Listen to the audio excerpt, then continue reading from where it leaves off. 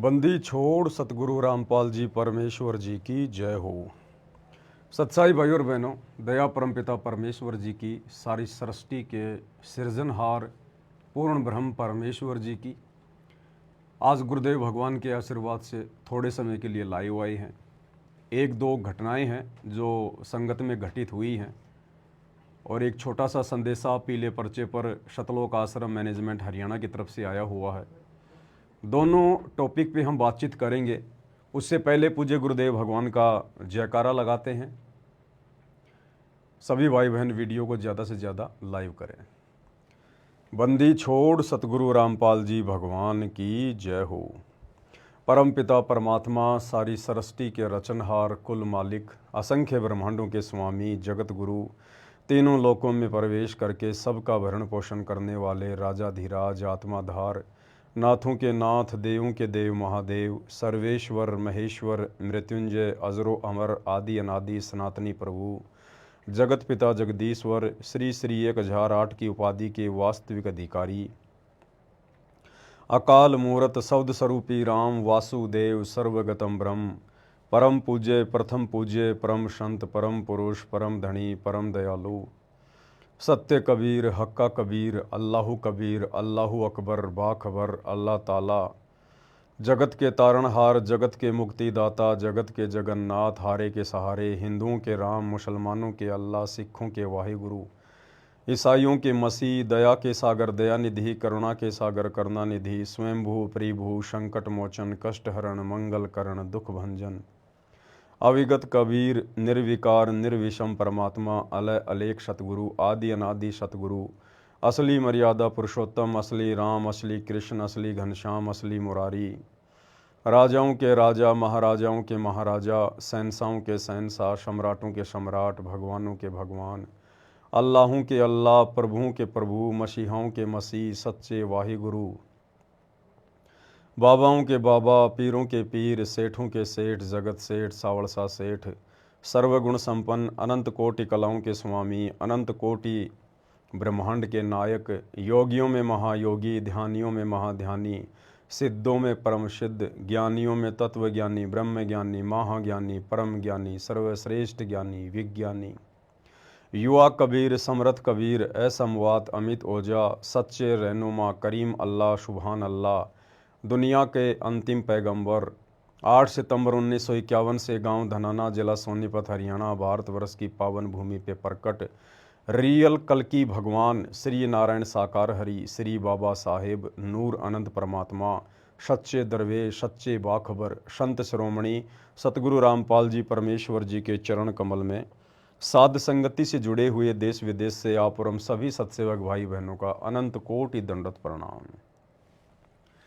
सत्साई भाई और बहनों, जिस कल्कि भगवान को वर्तमान में पूरी दुनिया सोशल मीडिया पर ढूंढ रही है, जिस कल्कि भगवान के विषय में दुनिया भर के भविष्य वक्ताओं ने भविष्यवाणियां की हुई हैं, भाई और बहनों, वो कल्कि भगवान धरती पर 8 सितंबर 1951 को ही प्रकट हो चुका है और उनका शुभ नाम है, पूजनीय नाम है, आदरणीय नाम है परमपिता परमेश्वर सतगुरु रामपाल जी भगवान। अब दुनिया इस बात पर विश्वास नहीं करेगी। दुनिया तो उस समय भी विश्वास ना करे जब इनका खुद का विष्णु भगवान, जो 3 लोक का एक विभागीय मंत्री है शतोगुण का, अगर खुद विष्णु जी भी धरती पर अवतार लेकर आ जाएं और ये कहें कि मैं कल्कि हूं, तो भी ये दुनिया नहीं मानेगी, क्योंकि प्रत्यक्ष को दुनिया स्वीकार करती नहीं है, प्रत्यक्ष को दुनिया मानती नहीं है। इस काल लोक की गंदी आदत है किसी भी महापुरुष के जाने के बाद उसके मंदिर बनाकर, मूर्तियां बनाकर, मस्जिदें बनाकर, चर्च बनाकर, गिरजा घर बनाकर, गुरुद्वारे बनाकर फिर उसको भगवान मान के पूजना। ये हमारी गंदी और पुरानी आदत है। तो ये दुनिया तो अगर श्री विष्णु जी के अवतार कल्कि, जिनका वास्तविक नाम है नी कलंक अवतार, जो कलयुग के अंत में आने हैं, अगर वो भी वर्तमान में आ जाए और आकर ये कहे कि मैं ही कल्कि हूं, तो भी ये दुनिया नहीं मानेगी, मजाक में लेगी, मजाक उड़ाएगी। लेकिन भाई और बहनों, कल्कि 2 हैं, कल्कि के अर्थ 2 हैं। दुनिया जिस कल्कि भगवान को ढूंढ रही है अपने माइंड को सेट करके, वो सोच रहे हैं कि विष्णु जी का अवतार आएगा, कल्कि अवतार आएगा। कल्कि अवतार तो कलयुग के एंड में आएगा। अभी तो कलयुग की शुरुआत हुई है, 5,500 वर्ष बीते हैं, और वो आएगा लाखों साल बाद, 3 लाख साल बाद एंड में। और वर्तमान में जो कल्कि भगवान धरती पर प्रकट हैं, आए हुए हैं, ये विष्णु जी के अवतार नहीं हैं। ये तो विष्णु को पैदा करने वाले हैं। करोड़ों अरबों शंखों विष्णु बनाने वाले हैं, जिन्होंने ब्रह्मा विष्णु महेश को बनाया, दुर्गा को बनाया, काल को बनाया, पूरी कायनात को रचा, सृष्टि को रचा। वर्तमान में हम जिस कल्कि की बात कर रहे हैं और जो धरती पर प्रकट हो चुके हैं, कबीर भगवान जिनका वैदिक नाम है और वर्तमान में सतगुरु रामपाल जी के नाम से धरती पर प्रकट हैं, ये हैं रियल कल्कि भगवान, यानी कलयुग का भगवान, जो आत्माओं को इस समय मोक्ष देगा, मुक्ति देगा, आत्माओं का आत्म कल्याण करेगा। ये हैं वो कल्कि भगवान। लेकिन ये दुनिया नहीं मानेगी। दुनिया ने तो अपने भगवानों को नहीं माना समय पर, सतगुरु रामपाल जी भगवान को कहाँ से मानेगी, कहाँ से पहचानेगी। त्रेता युग में श्री रामचंद्र जी आए, बेचारा धक्के खा खा के मर गया, अंत में सरयू नदी में डूब के आत्महत्या करनी पड़ी छलांग मार के, लेकिन दुनिया उनको समझ नहीं पाई। द्वापर में श्री कृष्ण जी आए, विष्णु जी, बेचारा अंत में दर्दनाक मौत को प्राप्त हुआ, पूरे खानदान का सत्यानाश हो गया दुर्वासा ऋषि के श्राप के कारण। 56 करोड़ यादव आपस में कट कट के मर गए। श्री कृष्ण जी के सारे लड़के, लड़कियां, पत्नी सब कट कट के मर गए प्रभास क्षेत्र में, जमुना जी के किनारे, उनकी आंखों के सामने। और अंत में जहरीला तीर लगने से श्री कृष्ण जी की दुर्गति से मौत हुई। तो इस दुनिया ने तो द्वापर में श्री कृष्ण जी को भी अवतार नहीं माना, परमात्मा नहीं माना। इसी प्रकार उनके साथ में लड़ाई झगड़े, मन मुटाव, राग द्वेष, ईर्ष्या। तो ये दुनिया की गंदी और घटिया आदत है। जब भी कोई महापुरुष आत्म कल्याण के लिए धरती पर आते हैं या कुछ शुभ कार्यों के लिए आते हैं, ये दुनिया उस समय उनको ना पहचान कर उनके साथ में वाद विवाद करके अपने कर्म ही फोड़ती है। तो भाई और बहनों, वर्तमान में दुनिया उस असली कल्कि भगवान को कैसे पहचान लेगी? और कल्कि भगवान जिस पर दया करेगा, मेहर करेगा, रजा करेगा, केवल वही आत्माएं उनको परमात्मा के रूप में देख सकती हैं, पहचान सकती हैं। और ये परम सौभाग्य इस पूरी पृथ्वी पर, जहां 800 करोड़ की जनसंख्या है दुनिया की, केवल चंद आत्माओं के ऊपर हुई है। और उन चंद आत्माओं को कहते हैं सतसेवक। यानी सतगुरु रामपाल जी की जो लाखों की संगत है, उनके ऊपर भी वो विशेष रजा, विशेष मेहर गुरुदेव भगवान की नहीं है।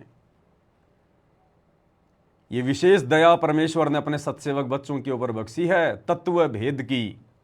तत्व ज्ञान तो परमात्मा ने लाखों को दे दिया, शतलोक आश्रमों से जुड़े हुए भाई बहनों को भी दे दिया, लेकिन तत्व भेद नहीं दिया। गुरुदेव ने उनको तत्व भेद नहीं दिया। और तत्व भेद के बिना गुरु में परमात्मा लाख जन्म में भी दिखाई नहीं देगा। परमेश्वर अपने शब्द में कहते हैं ना, तत्व भेद एक न्यारा रे साधो भाई, तत्व भेद एक न्यारा, तत्व भेद एक न्यारा रे साधो भाई, तत्व भेद एक न्यारा, समझेगा कोई गुरु मुख प्यारा, तत्व भेद एक न्यारा। एक होता तत्व ज्ञान। तत्व ज्ञान तो परमात्मा अपने मुखार विंद से उच्चारण करते हैं। अरे ज्ञान तो बाकी दुनिया देती है, बाकी संत महात्मा देते हैं ज्ञान, परमात्मा सतगुरु रूप में आकर देता तत्व ज्ञान। तो तत्व ज्ञान तो गुरुदेव ने सबको दे दिया, पूरी दुनिया को दे दिया, सत्संग कर करके छोड़ दिए, यूट्यूब पर देखिएगा। एक होता तत्व भेद, अपने विषय में पूर्ण जानकारी, आत्मा के हृदय में बैठा देना कि तेरा गुरु ही भगवान है, तेरा गुरु ही परमात्मा है। और वो तत्व भेद उस आत्मा को समझ में आने के बाद फिर वो आत्मा अन्य भगवानों को, नकली संतों को उखाड़ के फेंक देती है। जिस प्रकार सतसेवक भाई बहनों ने नकली भगवानों को उखाड़ के फेंक दिया, फाड़ फाड़ के। दाढ़ी मूछ वाले कबीर जी की समझे जाने वाली काल्पनिक फोटो फाड़ फाड़ के फेंक दी। गरीबदास जी की फोटो घर से हटा दी, दरबार से हटा दी। दादा गुरु जी की फोटो घर से हटा दी, दरबार से हटा दी। अन्य देवी देवताओं का तो हमारे शौपन में भी कोई जिक्र नहीं है। तो ये तत्व भेद समझ में आए बिना गुरु समझ में नहीं आ सकता, और गुरु समझ में आए बिना भाई मोक्ष नहीं हो सकता, लाख जन्म भी। क्योंकि भक्ति मुक्ति के दाता सतगुरु भटकत प्राण फिरंदा, उस साहिब के हुक्म बिना नहीं तरवर पात हिलंदा। क्योंकि भक्ति और मुक्ति का दाता सतगुरु ही है। और भाई जब सतगुरु समझ में नहीं आए तो मोक्ष क्या खाक होगा। तो वर्तमान में भाई और बहनों, वो तत्व भेद अपने सतसेवक बच्चों के ऊपर गुरुदेव भगवान ने दया बख्शी है, और उसी तत्व भेद के कारण इस कल की भगवान को, रियल परमेश्वर को, परमात्मा को दुनिया जिसे यूट्यूब पर ढूंढ रही है, शतलोक आश्रमों से जुड़ी लाखों की संगत जिसे डाडी मूछ वाली नकली फोटो में ढूंढ रही है कि ये कबीर भगवान है कागज का टुकड़ा, और सतसेवक बच्चे तत्व भेद के आधार से अपने घर पर ही गुरुदेव भगवान का आश्रम बना लिया, गुरुदेव भगवान का आसन लगा दिया, घर घर में बेड लग गए, गुरु को परमात्मा मान के गीता अध्याय 3 श्लोक 13 के अनुसार घर घर में अपने गुरुदेव भगवान को भोग लगाया जा रहा है, ज्ञान को आधार बना के भक्ति की जा रही है, और परमेश्वर की रजा का, उनकी दया का, उनकी मेहर का भर भर के प्याला घर बैठे पी रहे हैं, घर बैठे। तो ये दया केवल सतसेवकों के ऊपर हुई है, जबकि सतलोक आश्रमों से जुड़े हुए भाई बहन दुनिया वालों की तरह धक्के खाते फिर रहे हैं, भटकते फिर रहे हैं। ये दुनिया वाले मंदिरों में भगवान ढूंढ रहे हैं, मस्जिदों में, चर्चों में, गुरुद्वारों में, और ये सतलोक आश्रम से जुड़े हुए भाई बहन, गुरुदेव का कलयुगी परिवार, उनके बेटा बेटी, भाई बंधु रिश्तेदार, ये आश्रमों में भगवान ढूंढ रहे हैं, आश्रमों पे आश्रम बनाए जा रहे हैं, पत्थरों में भक्तों का समय स्वासे और पैसा बर्बाद कर रहे हैं। दुनिया मंदिर बनाने में पैसा बर्बाद कर रही है। कल की मंदिर बन रहा है बहुत बड़ा एक संभल में, दुनिया उसमें पैसा बर्बाद कर रही है, और ये सतलोक आश्रम वाले इन पत्थरों में पैसा बर्बाद कर रहे हैं, जगह जगह सतलोक आश्रम बना रहे हैं। चाटोगे क्या? अरे ये सत भक्ति सतगुरु रामपाल जी भगवान वाली ये आश्रमों की भक्ति नहीं है, ये तो घर को आश्रम बनाकर फिर भक्ति करने की है। घर को आश्रम बनाकर, ज्ञान को आधार बनाकर, गुरु को भगवान मानकर, तब ये भक्ति सफल होगी। ये आश्रम परंपरा तो सतगुरु रामपाल जी समाप्त करने के लिए आए, समाप्त करने के लिए। अगर उन्होंने आश्रम ही खोलने होते तो हिसार जेल जाने से पहले हजारों आश्रम खोल देते, हजारों। ये तो परमेश्वर है, इनके पास में ना जन की कमी ना धन की कमी। एक सेकंड में जब ये परमात्मा श्री कृष्ण रूप में द्वापर में विश्वकर्मा को आदेश देकर और सुदामापुरी की रचना करवा सकता है, तो ये परमात्मा जगह जगह आश्रम नहीं बनवा सकता अपने भक्तों में प्रेरणा करके, कुछ भी करके। लेकिन ये पाखंड, इस पाखंड को तो परमात्मा ढहाने के लिए आए हैं, बनाने के लिए नहीं आए। सिर्फ एक आश्रम की गुरुदेव को आवश्यकता थी, जहां बैठकर गुरुदेव अपने बच्चों को ज्ञान सुना सके, एक बार ये सारे प्रमाण दिखा सके, और वो काम परमात्मा ने 2014 बरवाला कांड से पहले पूरा कर दिया। अब गुरुदेव को आगे ना कोई आश्रम की जरूरत है, ना किसी ब्रांच की जरूरत है, नो। केवल एक आश्रम रहेगा, बरवाला आश्रम, जहां बैठकर गुरुदेव भगवान जब तक जो लीला कर रहे हैं एक मनुष्य शरीर में, संत रूप में, जब तक परमात्मा धरती पर रहेंगे, केवल एक ही छोटे से आश्रम में रहेंगे। बाकी ये जितने भी आश्रम बन रहे हैं ना, अब देखो उधर महाराष्ट्र में, वो तेरी की पता नहीं कहां जंगल में जाके, पहाड़ों में जाके आश्रम बना रहे हैं, पहाड़ों में जाके। और वो भगत लग रहे हैं बेचारे, दिन रात वहां पर पसीने बहा रहे हैं। अरे ये भक्ति करने का समय था, ये मर्यादा निभाने का समय था ये।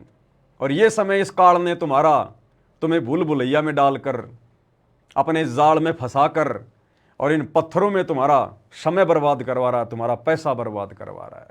यही तो सूक्ष्म चाल है काल की। और है क्या काल का काम? क्या है काल? सबके सामने तो प्रकट होता नहीं, तो वो कैसे ठगेगा भक्तों को? वो कैसे भ्रमित करेगा? जो मर्यादा तोड़कर भक्ति कर रहे होंगे उनके अंदर कुप्रेरणा करके, उनके अंदर प्रवेश करके, जिस प्रकार बरवाला कांड करवाया काल में, मर्यादा विहीन भक्तों के अंदर प्रवेश करके, प्रेरणा करके, जैसे कि गुरुदेव का परिवार, ये स्टेट कोऑर्डिनेटर, बड़े बड़े नामदान संचालक, इन सब के अंदर काल ने प्रेरणा करके बरवाला कांड करवा दिया, क्योंकि ये लोग मर्यादा में थे नहीं।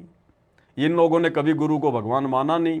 तो जो अपने गुरु को परमात्मा मानकर भक्ति मार्ग पर नहीं चलेगा, काल उसके घट में आके बैठ जाता, घट में आके, और फिर वो निरी कुबद सोचेगा, कुबद, उल्टी प्रेरणा होंगी सारी की सारी। वो सोचेगा मैं बहुत सही कर रहा हूँ, बिल्कुल सही कर रहा हूँ। लेकिन भाई सही और गलत का निर्णय तो गुरु का ज्ञान करेगा, भगत की अपनी प्रेरणा कोई निर्णय नहीं कर सकती।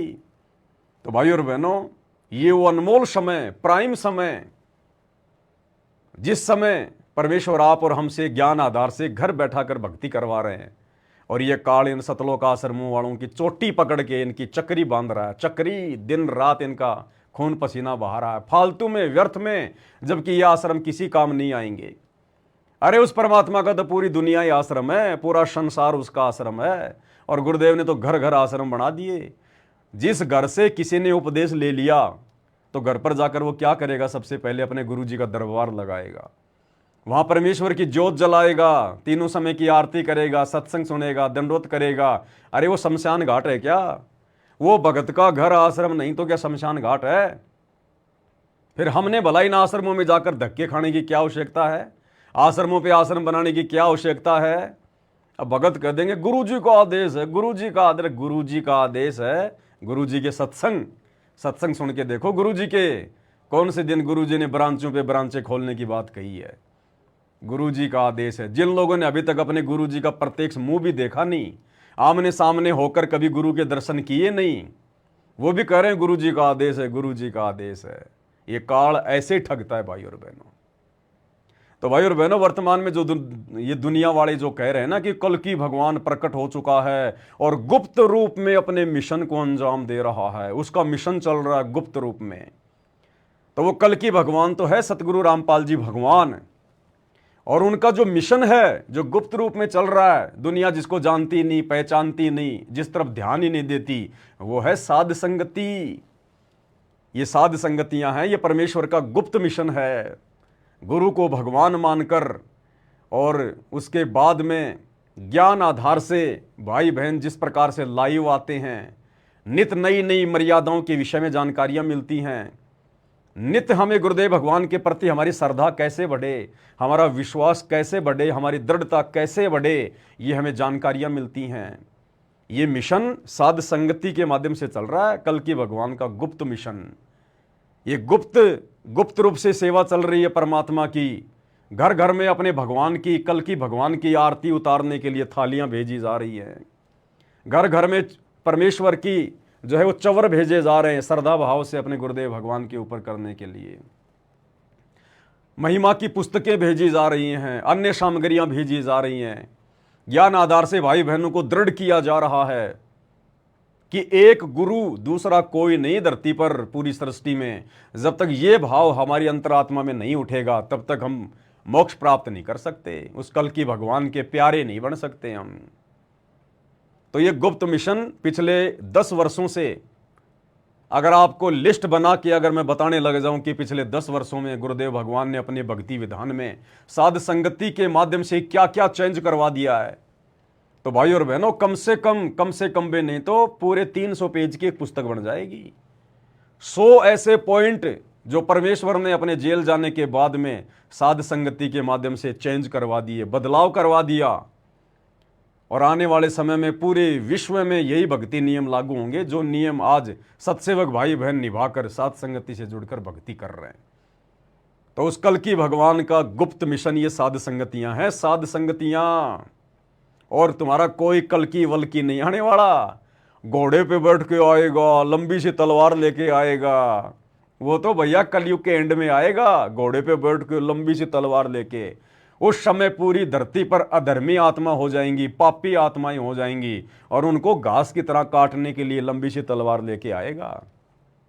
वर्तमान में उसको घोड़े की जरूरत नहीं है, वो कलयुग के एंड में घोड़ा लेके आएगा, क्योंकि उस समय साधन नहीं होंगे, विज्ञान समाप्त हो चुकी होगी। वर्तमान में तो बढ़िया बढ़िया गाड़ियां हैं, मर्सिडीज हैं, पता नहीं 1-1 करोड़ की, 10-10 करोड़ की लग्जरी गाड़ियां हैं। वर्तमान में घोड़े पे बैठ के कल की भगवान क्यों अपने पेट में दर्द करेगा? तो ये तो लास्ट की बातें हैं। वो रियल कल की भगवान तो धरती पर आ चुका है, और उसी कल की भगवान ने, सतगुरु रामपाल जी परमात्मा ने इन वैज्ञानिकों के अंदर ये प्रेरणा करके, इनको बुद्धि देके परमात्मा ने ये विज्ञान शुरू करवाई है। ये पिछले 20 से 30 वर्षों के अंदर अंदर परमात्मा ने विज्ञान को शिखर पे पहुंचा दिया। यानी 30 साल पहले किसी किसी गांव में कोई ब्लैक एंड वाइट टीवी हुआ करता था, और जब शनिवार और शुक्रवार को शाम को 9:30 बजे जब वो फिल्म आया करती थी, टूटी फूटी सी, वो पुरानी सी, तो पूरे गांव वाले ले लेके अपने कंबल सर्दी में जहाँ पर भैंसें चौथ करती थी, पेशाब करती थी, वहाँ बैठ जाया करते थे फिल्म देखने के लिए। तो भाई और बहनों, इस विज्ञान को शिखर पर यदि किसी ने पहुंचाया है तो सतगुरु रामपाल जी भगवान ने, इस परमात्मा ने। क्योंकि परमात्मा से बढ़कर ना इंसान है ना विज्ञान है। एक छोटी सी बात है भाई, विज्ञान को किसने बनाया? हर कोई कहेगा इंसान ने बनाया। और इंसान को किसने बनाया? परमात्मा ने बनाया। परमात्मा कौन है? सतगुरु रामपाल जी भगवान है। तो कौन बड़े हुए? ये कल की भगवान सतगुरु रामपाल जी। तो भाई और बहनों, आप और हम सत्सेवकों का बहुत बड़ा सौभाग्य है। परमेश्वर ने आप और हमारे ऊपर रजा करने में, दया करने में भाई और बहनों छप्पर फाड़ दिया, छप्पर। कोई कमी नहीं छोड़ी परमात्मा ने। आज इस पूरी सृष्टि में, ना कि पृथ्वी पर, पूरे ब्रह्मांड में, पूरी सृष्टि में अगर कोई श्रेष्ठ आत्माएं हैं, कोई उत्तम आत्माएं हैं, जबरदस्त आत्माएं हैं, तो केवल सत्सेवक भाई बहन है, सत्सेवक भाई बहन। क्योंकि भाई और बहनों, इस परमात्मा ने आप और हमारे ऊपर अपनी पहचान करवाकर, गुरु रूप में परमात्मा के दर्शन करवाकर जो रजा बख्शी है, ये रजा भाई और बहनों असंख्यों जन्म ब्रह्मा विष्णु महेश के प्राप्त कर लेंगे तो भी प्राप्त नहीं हो सकती। हम इतने प्यारे, इतने लाडले हैं अपने गुरुदेव भगवान के। भगत तो उनके लाखों की संख्या में हैं, लेकिन देखो कैसे उनकी दुर्गतियां हो रही हैं। जो इन सतलोक आश्रमों में जाते हैं, नामदान सेंटरों पे जाते हैं, सेवा करते करते आश्रमों में दुर्गति से मौत हो रही है। ट्रैक्टर के नीचे दब दब के सेवा करते करते मर रहे हैं, फांसी खा खा के मर रहे हैं। इन आश्रमों में टैंक की सफाई करते समय जहरीली गैस से मर रहे हैं। आश्रमों में आते जाते समय दुर्घटना में मर रहे हैं। और वैसे देखो तो सतलोक आश्रम वालों की दुर्गतियां, कोई बीमारी से मर रहा है, कोई एक्सीडेंट में मर रहा है, कोई फांसी खा के मर रहा है, दुर्गति। लेकिन भाई और बहनों, भेड़ चाल रोक कौन दे? रुकेगा वही जिसके ऊपर सतगुरु रामपाल जी भगवान की दया होगी। वही आत्मा गुरु जी की गैर हाजिरी में घर बैठ के भक्ति करेगी। अरे जिस स्कूल में टीचर नहीं है, कोई मूर्ख माता पिता होगा जो अपने बच्चों को उस स्कूल में भेजेगा। तो हमारे गुरुदेव भगवान, हमारे टीचर सतगुरु रामपाल जी वर्तमान में अपनी लीला के तहत, अपने मिशन के तहत हिसार जेल में बैठे हैं। इन आश्रमों में क्या भाई, क्यों धक्के खाने जाएं हम? किस लिए जाएंगे आश्रमों में? जो चीज एक भगत को चाहिए, सुनने के लिए सत्संग हमारे घर पे है, खाने के लिए भंडारा हमारे घर पे है, गुरु जी के दर्शन आश्रमों में तो तुम उन फोटो में करोगे, हमारे घर पर है ना। शब्द रूप में परमात्मा अगर मानोगे तो, हम हैं शब्द शब्द हम माई, हमसे भिन्न और कछु नाई। क्यों धक्के खाने जाएं ना आश्रमों में? जब हमारा भगवान आएगा अपने मिशन को पूरा करके, जहां भी आएंगे, जिस भी आश्रम में आएंगे, हम दौड़े चले जाएंगे। उस समय हमें रोक कौन देगा भाई? तब तक हम क्यों धक्के खाएं? तो आप और हमारे ऊपर जो गुरुदेव ने दया बख्शी है भाई और बहनों, छप्पर फाड़ है, छप्पर फाड़ है। अब देखो, एक पीला पर्चा दास के पास में आया है। कल सतलोक आश्रम मैनेजमेंट हरियाणा वालों ने यह पीला पर्चा वायरल किया था। इसका शीर्षक है परमात्मा जी का संदेश। इस पीले पर्चे का शीर्षक क्या है? परमात्मा जी का संदेश। अब जाहिर सी बात है भाई और बहनों, हिसार जेल से सतगुरु रामपाल जी का संदेश। हालांकि ये लोग खाली जुबान से बोलते हैं, हृदय से मानते नहीं है परमात्मा सतगुरु रामपाल जी को, केवल जुबान से बोलते हैं। और फॉर्मेलिटीज भक्ति मार्ग में नहीं चलती भाई। तो क्या संदेशा है, क्या इन्होंने पीला पर्चा निकाला है? दिनांक 17 मई 2025, समय 4:35 शाम की। परमेश्वर कबीर जी की प्रिय संगत को व सेवादारों को दास का शुभ आशीर्वाद। परमेश्वर आप सबको सुखी रखे, हिम्मत दे, मोक्ष दे, काल कष्ट से बचाए। काल के द्वारा फैलाए जा रहे भ्रम जाल से बचे रहो। दास के दिशा निर्देश अनुसार अपने भक्ति धर्म कर्म यानी सेवा दान सुमरण करके इस दुखालय काल लोक से निकलकर परम शांतिदायक सनातन धाम सतलोक में जाकर सदा सुखी रहो। एक चीज की भूख है इन आश्रम वालों को, केवल दान करो, दान करो, दान करो। सुमरण तो ये खुद ही नहीं करते, भक्ति तो ये खुद ही नहीं करते, संगत को क्या खाक संदेशा देंगे? और जो लोग खुद भक्ति नहीं करते, उनके द्वारा दिया गया संदेशा संगत पे कहां काम करेगा? आगे क्या लिखा है? परमात्मा ने कमाल कर दिया लगता है। सतयुग आ गया। सुना जाता था कि परिवर्तन होगा, ये परिवर्तन होना शुरू हो गया है।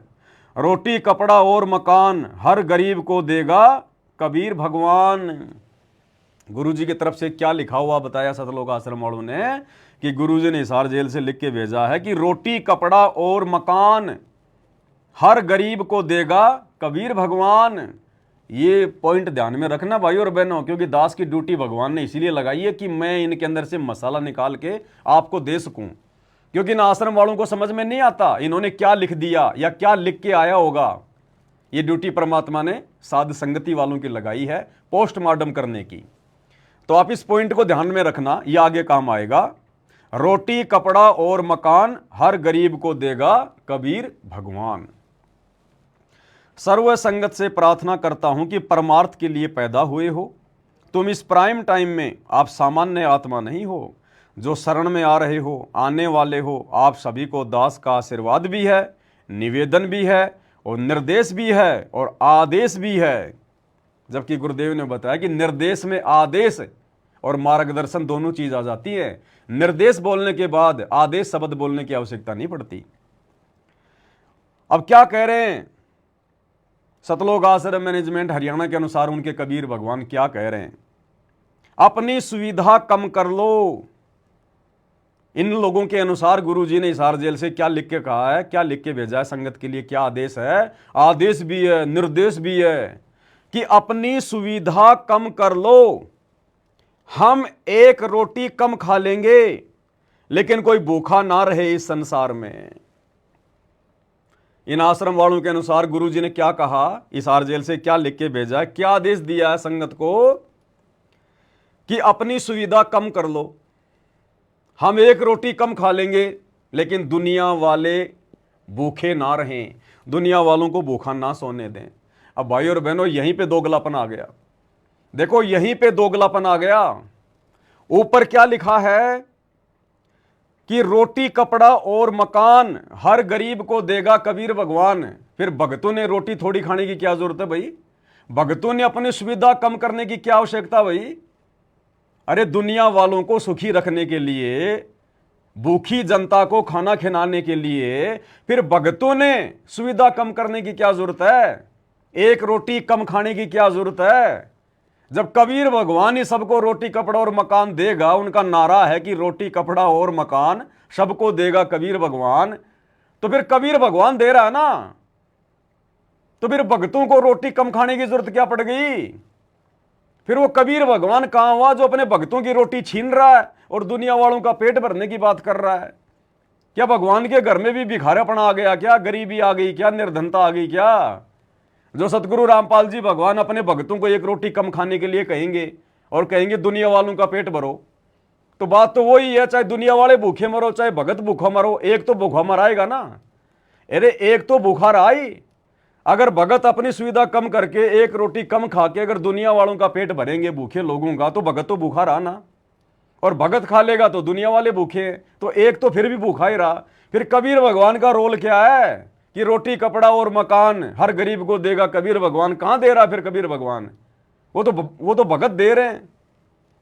अरे फिर गरीबों को तो भगत दे रहे हैं, कबीर भगवान कहां दे रहा है?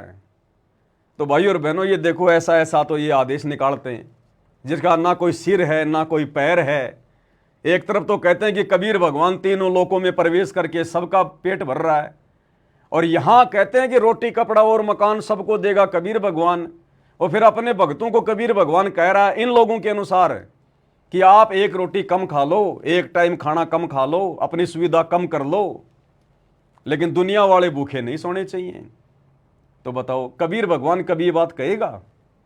अरे जो परमात्मा तीनों लोकों में प्रवेश करके सबका पेट भरता है, उसके घर में किस चीज की कमी है? और हम तो उसके भगत हैं, उसकी शरण में आ गए, उसकी भक्ति कर रहे हैं। अपने भक्तों के लिए परमात्मा कभी ये कहेगा कि तुम एक रोटी जो है वो थोड़ी खा लो?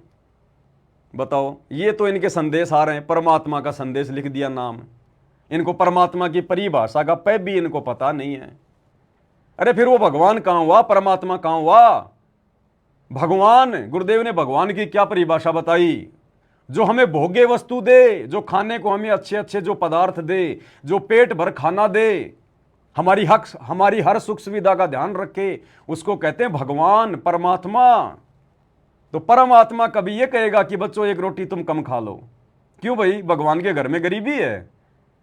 अरे रोज संध्या आरती में पढ़ते हो 9 लख बोडी भरी बिसंबर दिया कबीर भंडारा।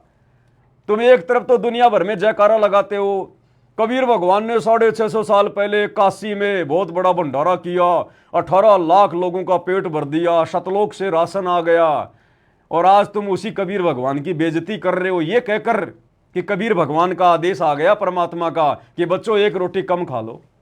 लेकिन दुनिया वाले भूखे नहीं सोने चाहिए। क्यों भाई? दुनिया वाले भक्ति करो ना। अरे दुनिया वाले भक्ति क्यों नहीं करते? जो भक्ति करेगा वो भूखा क्यों सोएगा भाई? भक्ति करो, आ जाओ सतगुरु रामपाल जी भगवान की शरण में, उपदेश लो, भक्ति करो, भूखे क्यों मरोगे? ये भगवान तो भूखों को भोजन देता है। आ जाओ इसकी शरण में। तो भाई और बहनों, देखो किस प्रकार से ये दोगले दोगले मैसेज निकाल कर और टाइम पास किया जा रहा है। अब इसका कोई सिर पैर नहीं है इसका। हम एक रोटी कम खा लेंगे, अपनी सुविधा कम कर लो, लेकिन कोई भूखा ना रहे इस संसार में। और दूसरी तरफ भाई और बहनों, जिस भगवान का नाम लेकर, कबीर भगवान का नाम लेकर, सतगुरु रामपाल जी का नाम लेकर जो पीला पर्चा निकाल रहे हैं, अरे वो कबीर भगवान सतगुरु रामपाल जी तो स्पष्ट कह रहा है इस 1.5 मिनट के सत्संग में कि बच्चों, आने वाले समय में जिस प्रकार से जनसंख्या बढ़ रही है, जो दुनिया की हालत हो रही है, जब धरती पर खाने को दाना भी नहीं होगा तो तुम भक्तों के घर में अगर 2 दाने होंगे, सुबह मटका भरा हुआ मिलेगा।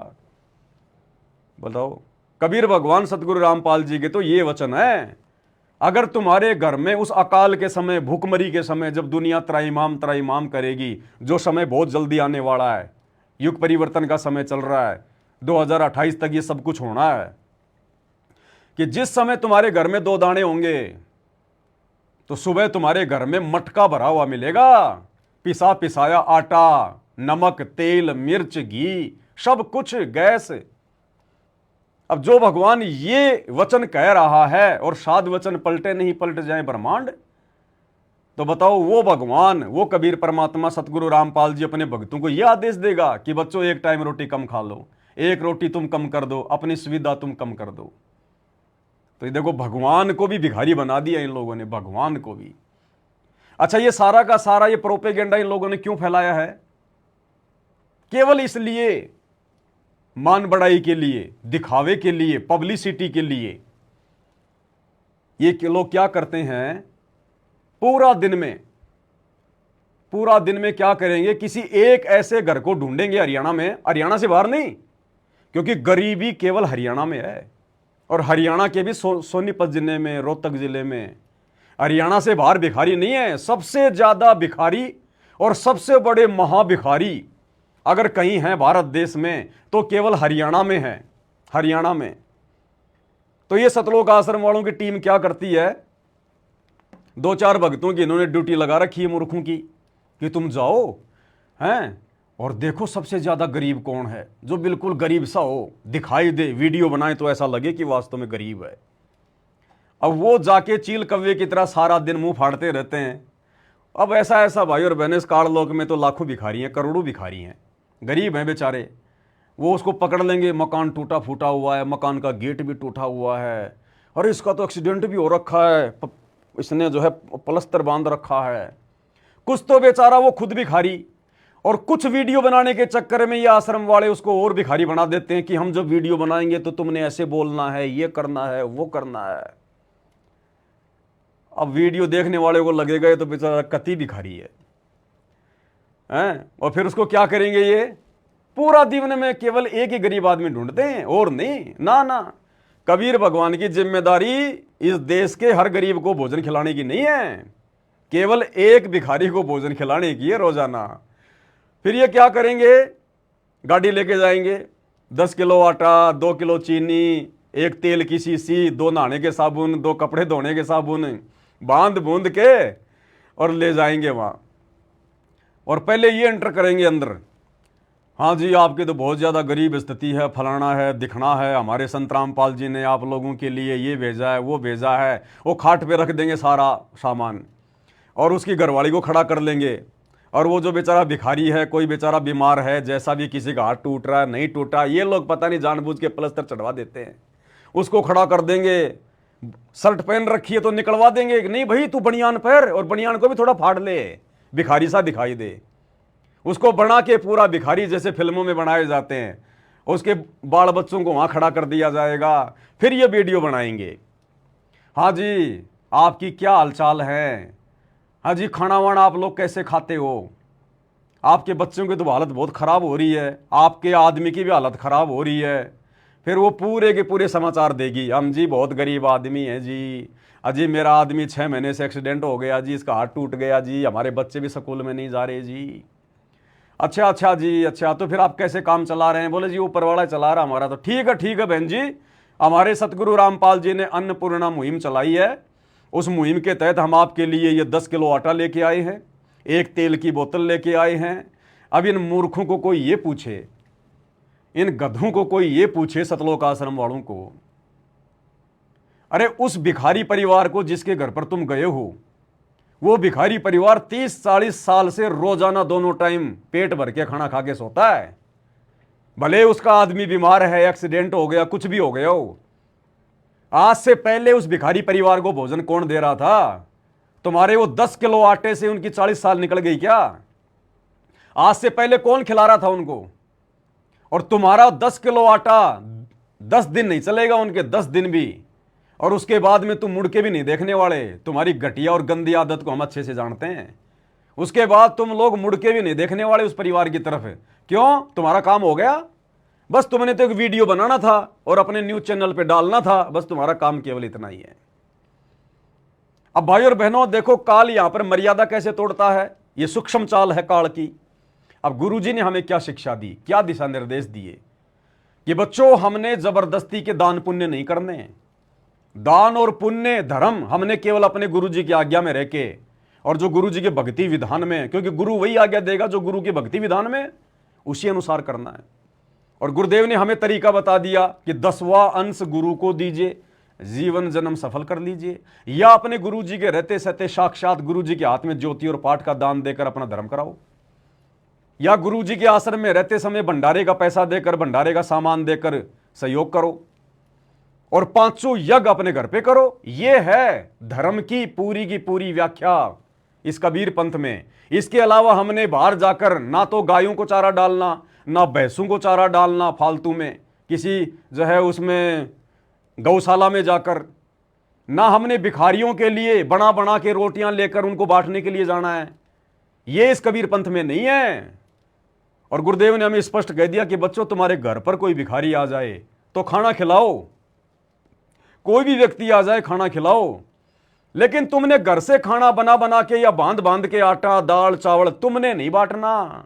यह काल का षड्यंत्र है, करज चढ़ेगा करज।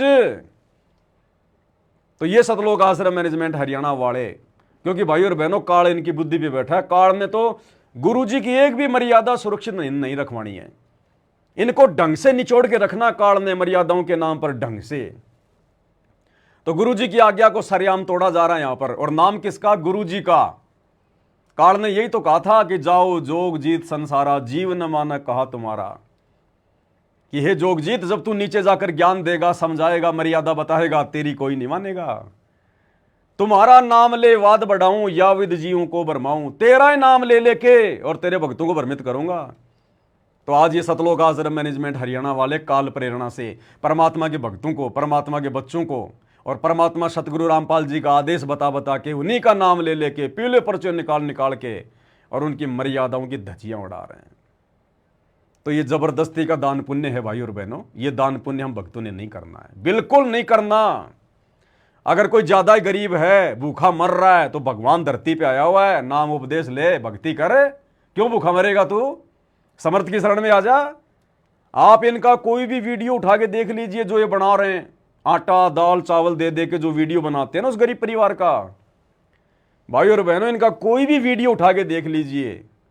ये नालायक मंदबुद्धि प्राणी सतलोक आश्रम वाले किसी भी गरीब परिवार को ये नहीं कहते, उनको ये सलाह नहीं देते कि भाई देखो तुम्हारी क्या हालत हो रही है, तुम देवी देवताओं को पूजते पूजते तुम्हारे दादा मर गए, परदादा मर गए, तुमने भी 30-40 साल तक देवी देवता पूजे होंगे, क्या दे दिया तुम्हारे भगवानों ने, इन देवी देवताओं ने? छोड़ो इनको और सतगुरु रामपाल जी की शरण में आ जाओ, भक्ति शुरू करो, नाम उपदेश लो, आश्रम में आ जाओ, तुम्हारी गरीबी परमात्मा दूर भगाएगा।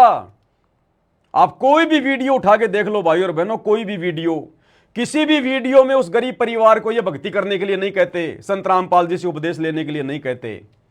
बस इतना कहेंगे संत रामपाल जी ने यो सामान भेजा जी थारे लिए, हैं यो 10 किलो आटा है, एक या ओरिजिनल तेल की बोतल है, 2 कपड़े धोने के साबुन है, 2 नहाने के साबुन है, और थारे बालका की कॉपी किताब भी देवांगे जी, इन बच्चों की फीस भी भरेंगे, इन बच्चों की स्कूल की जो ड्रेस है वो भी देंगे हम। लेकिन ये माई के लाल इतना सा उस परिवार को नहीं कहते कि भैया तुम नाम उपदेश ले लो, भक्ति कर लो, क्योंकि काल ने भक्ति थोड़ी करवानी है। ये सब कुछ हो क्यों रहा है? काल प्रेरणा से। तो काल भक्ति पे थोड़ी लगाएगा, काल तो मर्यादा तोड़वाएगा। तो देखो भक्ति का कोई जिक्र नहीं इन वीडियो में, एक सोचने की बात है ये। जबकि उनको बोलना चाहिए कि भाई देखो बहन, आज तो हम आपको दे गए, हमें आज पता चल गया, हम आज तो हम आपको दे गए राशन, और हम आपकी कब तक मदद कर देंगे बहन जी? 10 दिन कर देंगे, 20 दिन कर देंगे, आपने खुद ही खाना कमाना पड़ेगा, और वो हालत आपकी है नहीं। तो बहन जी आप संत रामपाल जी से नाम उपदेश लो, अपने बच्चों को दिलाओ, अपने पत्नी को दिलाओ, अपने पति को दिलाओ, देखो तुम्हारी क्या हालत हो गई, और फिर देखो भगवान रास्ता निकालेगा, इसकी बीमारी भी ठीक करेगा, छोटा मोटा कोई रोजगार भी देगा, भगवान समर्थ है। लेकिन ये शब्द तो इनकी जुबान से काल निकलने नहीं देता। और देख के वो शुका राशन आ जाते हैं अपने घर पे। अब भाई और बहनों क्या पता वो औरत आटा बेच के आ जाए, क्योंकि वो गरीब नहीं है, उसको जबरदस्ती गरीब बनाया इन लोगों ने। वो औरत, वो परिवार इन आश्रम वालों के आगे भीख मांगने नहीं आया, इनसे आटा मांगने के लिए नहीं आया कि हम तो भूखे मर रहे हैं, आओ जी सतलोक आश्रम वालों हमें आटा दे के जाओ। ये खुद ढूंढते फिरते हैं भक्तों के कर्म फोड़ने के लिए।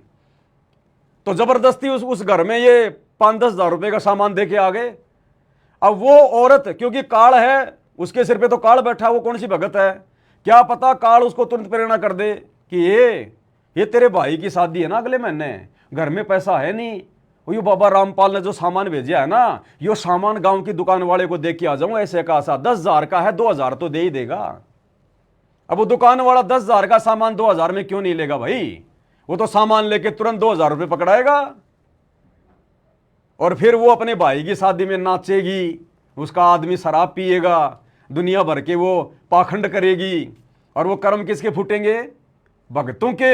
जिन भक्तों के ज्योति पाठ और दान के पैसों से ये आश्रम वाले इस प्रकार की ड्रामेबाजी कर रहे हैं। अन्यथा उस कबीर भगवान सतगुरु रामपाल जी को केवल हरियाणा में भिखारी दिखाई दे रहे हैं क्या? अगर उनके द्वारा ये अन्नपूर्णा योजना चलाई जा रही है, अरे तो सतगुरु रामपाल जी तो परमात्मा है, भगवान है, पूरा विश्व उनका बच्चा है। अगर सतगुरु रामपाल जी भगवान से लोगों की गरीबी और ये उनका भिखारीपना, उनकी भूख अगर सहन नहीं हो रही है, तो हरियाणा में क्यों? अरे गाजा में जाओ, गाजा में 5 लाख लोग वहां भूख से बिलख रहे हैं। इजराइल ने गाजा का क्या हाल कर दिया, भिखारी बना दिया पूरे शहर को, बच्चे भूख से मर रहे हैं, वहां पर बिलख रहे हैं। क्या वो कबीर भगवान के बच्चे नहीं है क्या? क्या वो सतगुरु रामपाल जी के बच्चे नहीं है क्या? क्या उन पे सतगुरु रामपाल जी को दया नहीं आ रही क्या? हरियाणा में ज्यादा भिखारी पैदा हो गए, हरियाणा वाले भिखारियों के प्रति उस परमात्मा का जो है ज्यादा लगाव हो गया। ये टोटल भाई और बहनों, टोटल ये मान बढ़ाई और पब्लिसिटी के लिए किया जा रहा है। इस दास को जहां तक आइडिया है, हरियाणा में जो चुनाव होंगे, उन चुनावों में सतगुरु रामपाल जी के दोनों नालायक बेटों में से एक बेटा चुनाव में उतरेगा। कोई न कोई इनकी रणनीति है। ये टोटल पब्लिसिटी के लिए हो रहा है, ये मान बढ़ाई के लिए। अरे दिल्ली में जाओ ना, अगर देश की अगर भूख मिटाने की चिंता है आश्रम वालों, अगर ये भिखारीपना समाप्त करने की इच्छा तुम्हारी कि दुनिया में कोई भिखारी ना रहे, रोटी कपड़ा और मकान सबको देगा कबीर भगवान। तो जिस प्रकार से तुम्हारा कबीर भगवान जिस धीमी गति से, जिस कछुआ चाल से चल रहा है, रोजाना पूरे विश्व में केवल हरियाणा के एक भिखारी को भोजन देना, 10 किलो आटा, इस रफ्तार से तो ये दुनिया लाख साल में भी अमीर नहीं बनने वाली। इस दुनिया का भिखारीपना लाखों सालों में भी समाप्त नहीं होगा। जिस हिसाब से तुम कह रहे हो कि भाई रोटी कपड़ा और मकान सबको देगा कबीर भगवान, अगर तुम्हारे अनुसार देगा, जो सिस्टम तुमने अपना रखा है, तो इस दुनिया का भिखारीपना तो लाखों साल भी समाप्त नहीं होने वाला। तो भाई और बहनों, नाम सतगुरु रामपाल जी भगवान का, क्योंकि बदनामी तो काल उनके सिर पे ठोकेगा ना। इनको कौन जानता है? नाम सतगुरु रामपाल जी का, तो बदनामी सतगुरु रामपाल जी की, मर्यादा टूटेगी सतगुरु रामपाल जी के भक्तों की। तो ये ड्रामेबाजी हो रही है यहां पर सारी की सारी। टोटल सारे के सारे भिखारी हरियाणा में जमा हो रहे हैं। हरियाणा में इनको जो भी काम दिखाई देता है केवल हरियाणा में। आरक्षण में जाके बैठेंगे तो हरियाणा में, धर्मशाला बनवाएंगे तो हरियाणा वालों की, गौशालाओं में दान देंगे तो हरियाणा वालों के, गरीब परिवारों को राशन पानी देंगे तो हरियाणा वालों को। टोटल सारा का सारा भिखारीपना हरियाणा में घुसा हुआ है। हरियाणा में तो भाई और बहनों जबरदस्ती के भिखारी बनाए जा रहे हैं। सतगुरु रामपाल जी का ये मिशन नहीं है, और ना कभी 30 साल से उन्होंने इस प्रकार से लोगों के घरों में कभी आटा पहुंचाया। इनको ज्यादा ज्ञान है क्या जो इनको अब समझ में आई है, जो आज से पहले संत रामपाल जी के दिमाग में नहीं आई ये बात है? क्या संत रामपाल जी के समय पे कोई भिखारी नहीं थे क्या? उस समय लोगों की स्थितियां खराब नहीं थी क्या? तो ये टोटल प्रोपेगेंडा है। काल भक्ति करने देना नहीं चाहता। इनका सारा दिमाग इसी प्रकार से सारा दिन उलझा के रखे। इनका अनमोल समय, अनमोल श्वासें ये इसी प्रकार से बर्बाद होती रहे। तो टोटल प्रोपेगेंडा भाई और बहनों ये काल का। आगे क्या संदेश है भाई? सर्वसंगत से प्रार्थना है कि परमार्थ के लिए पैदा हुए हो तुम इस प्राइम टाइम में। आप सामान्य आत्मा नहीं हो जो शरण में आ रहे हो, आने वाले हो। आप सभी को दास का आशीर्वाद भी है, निवेदन भी है और निर्देश भी है, आदेश भी है।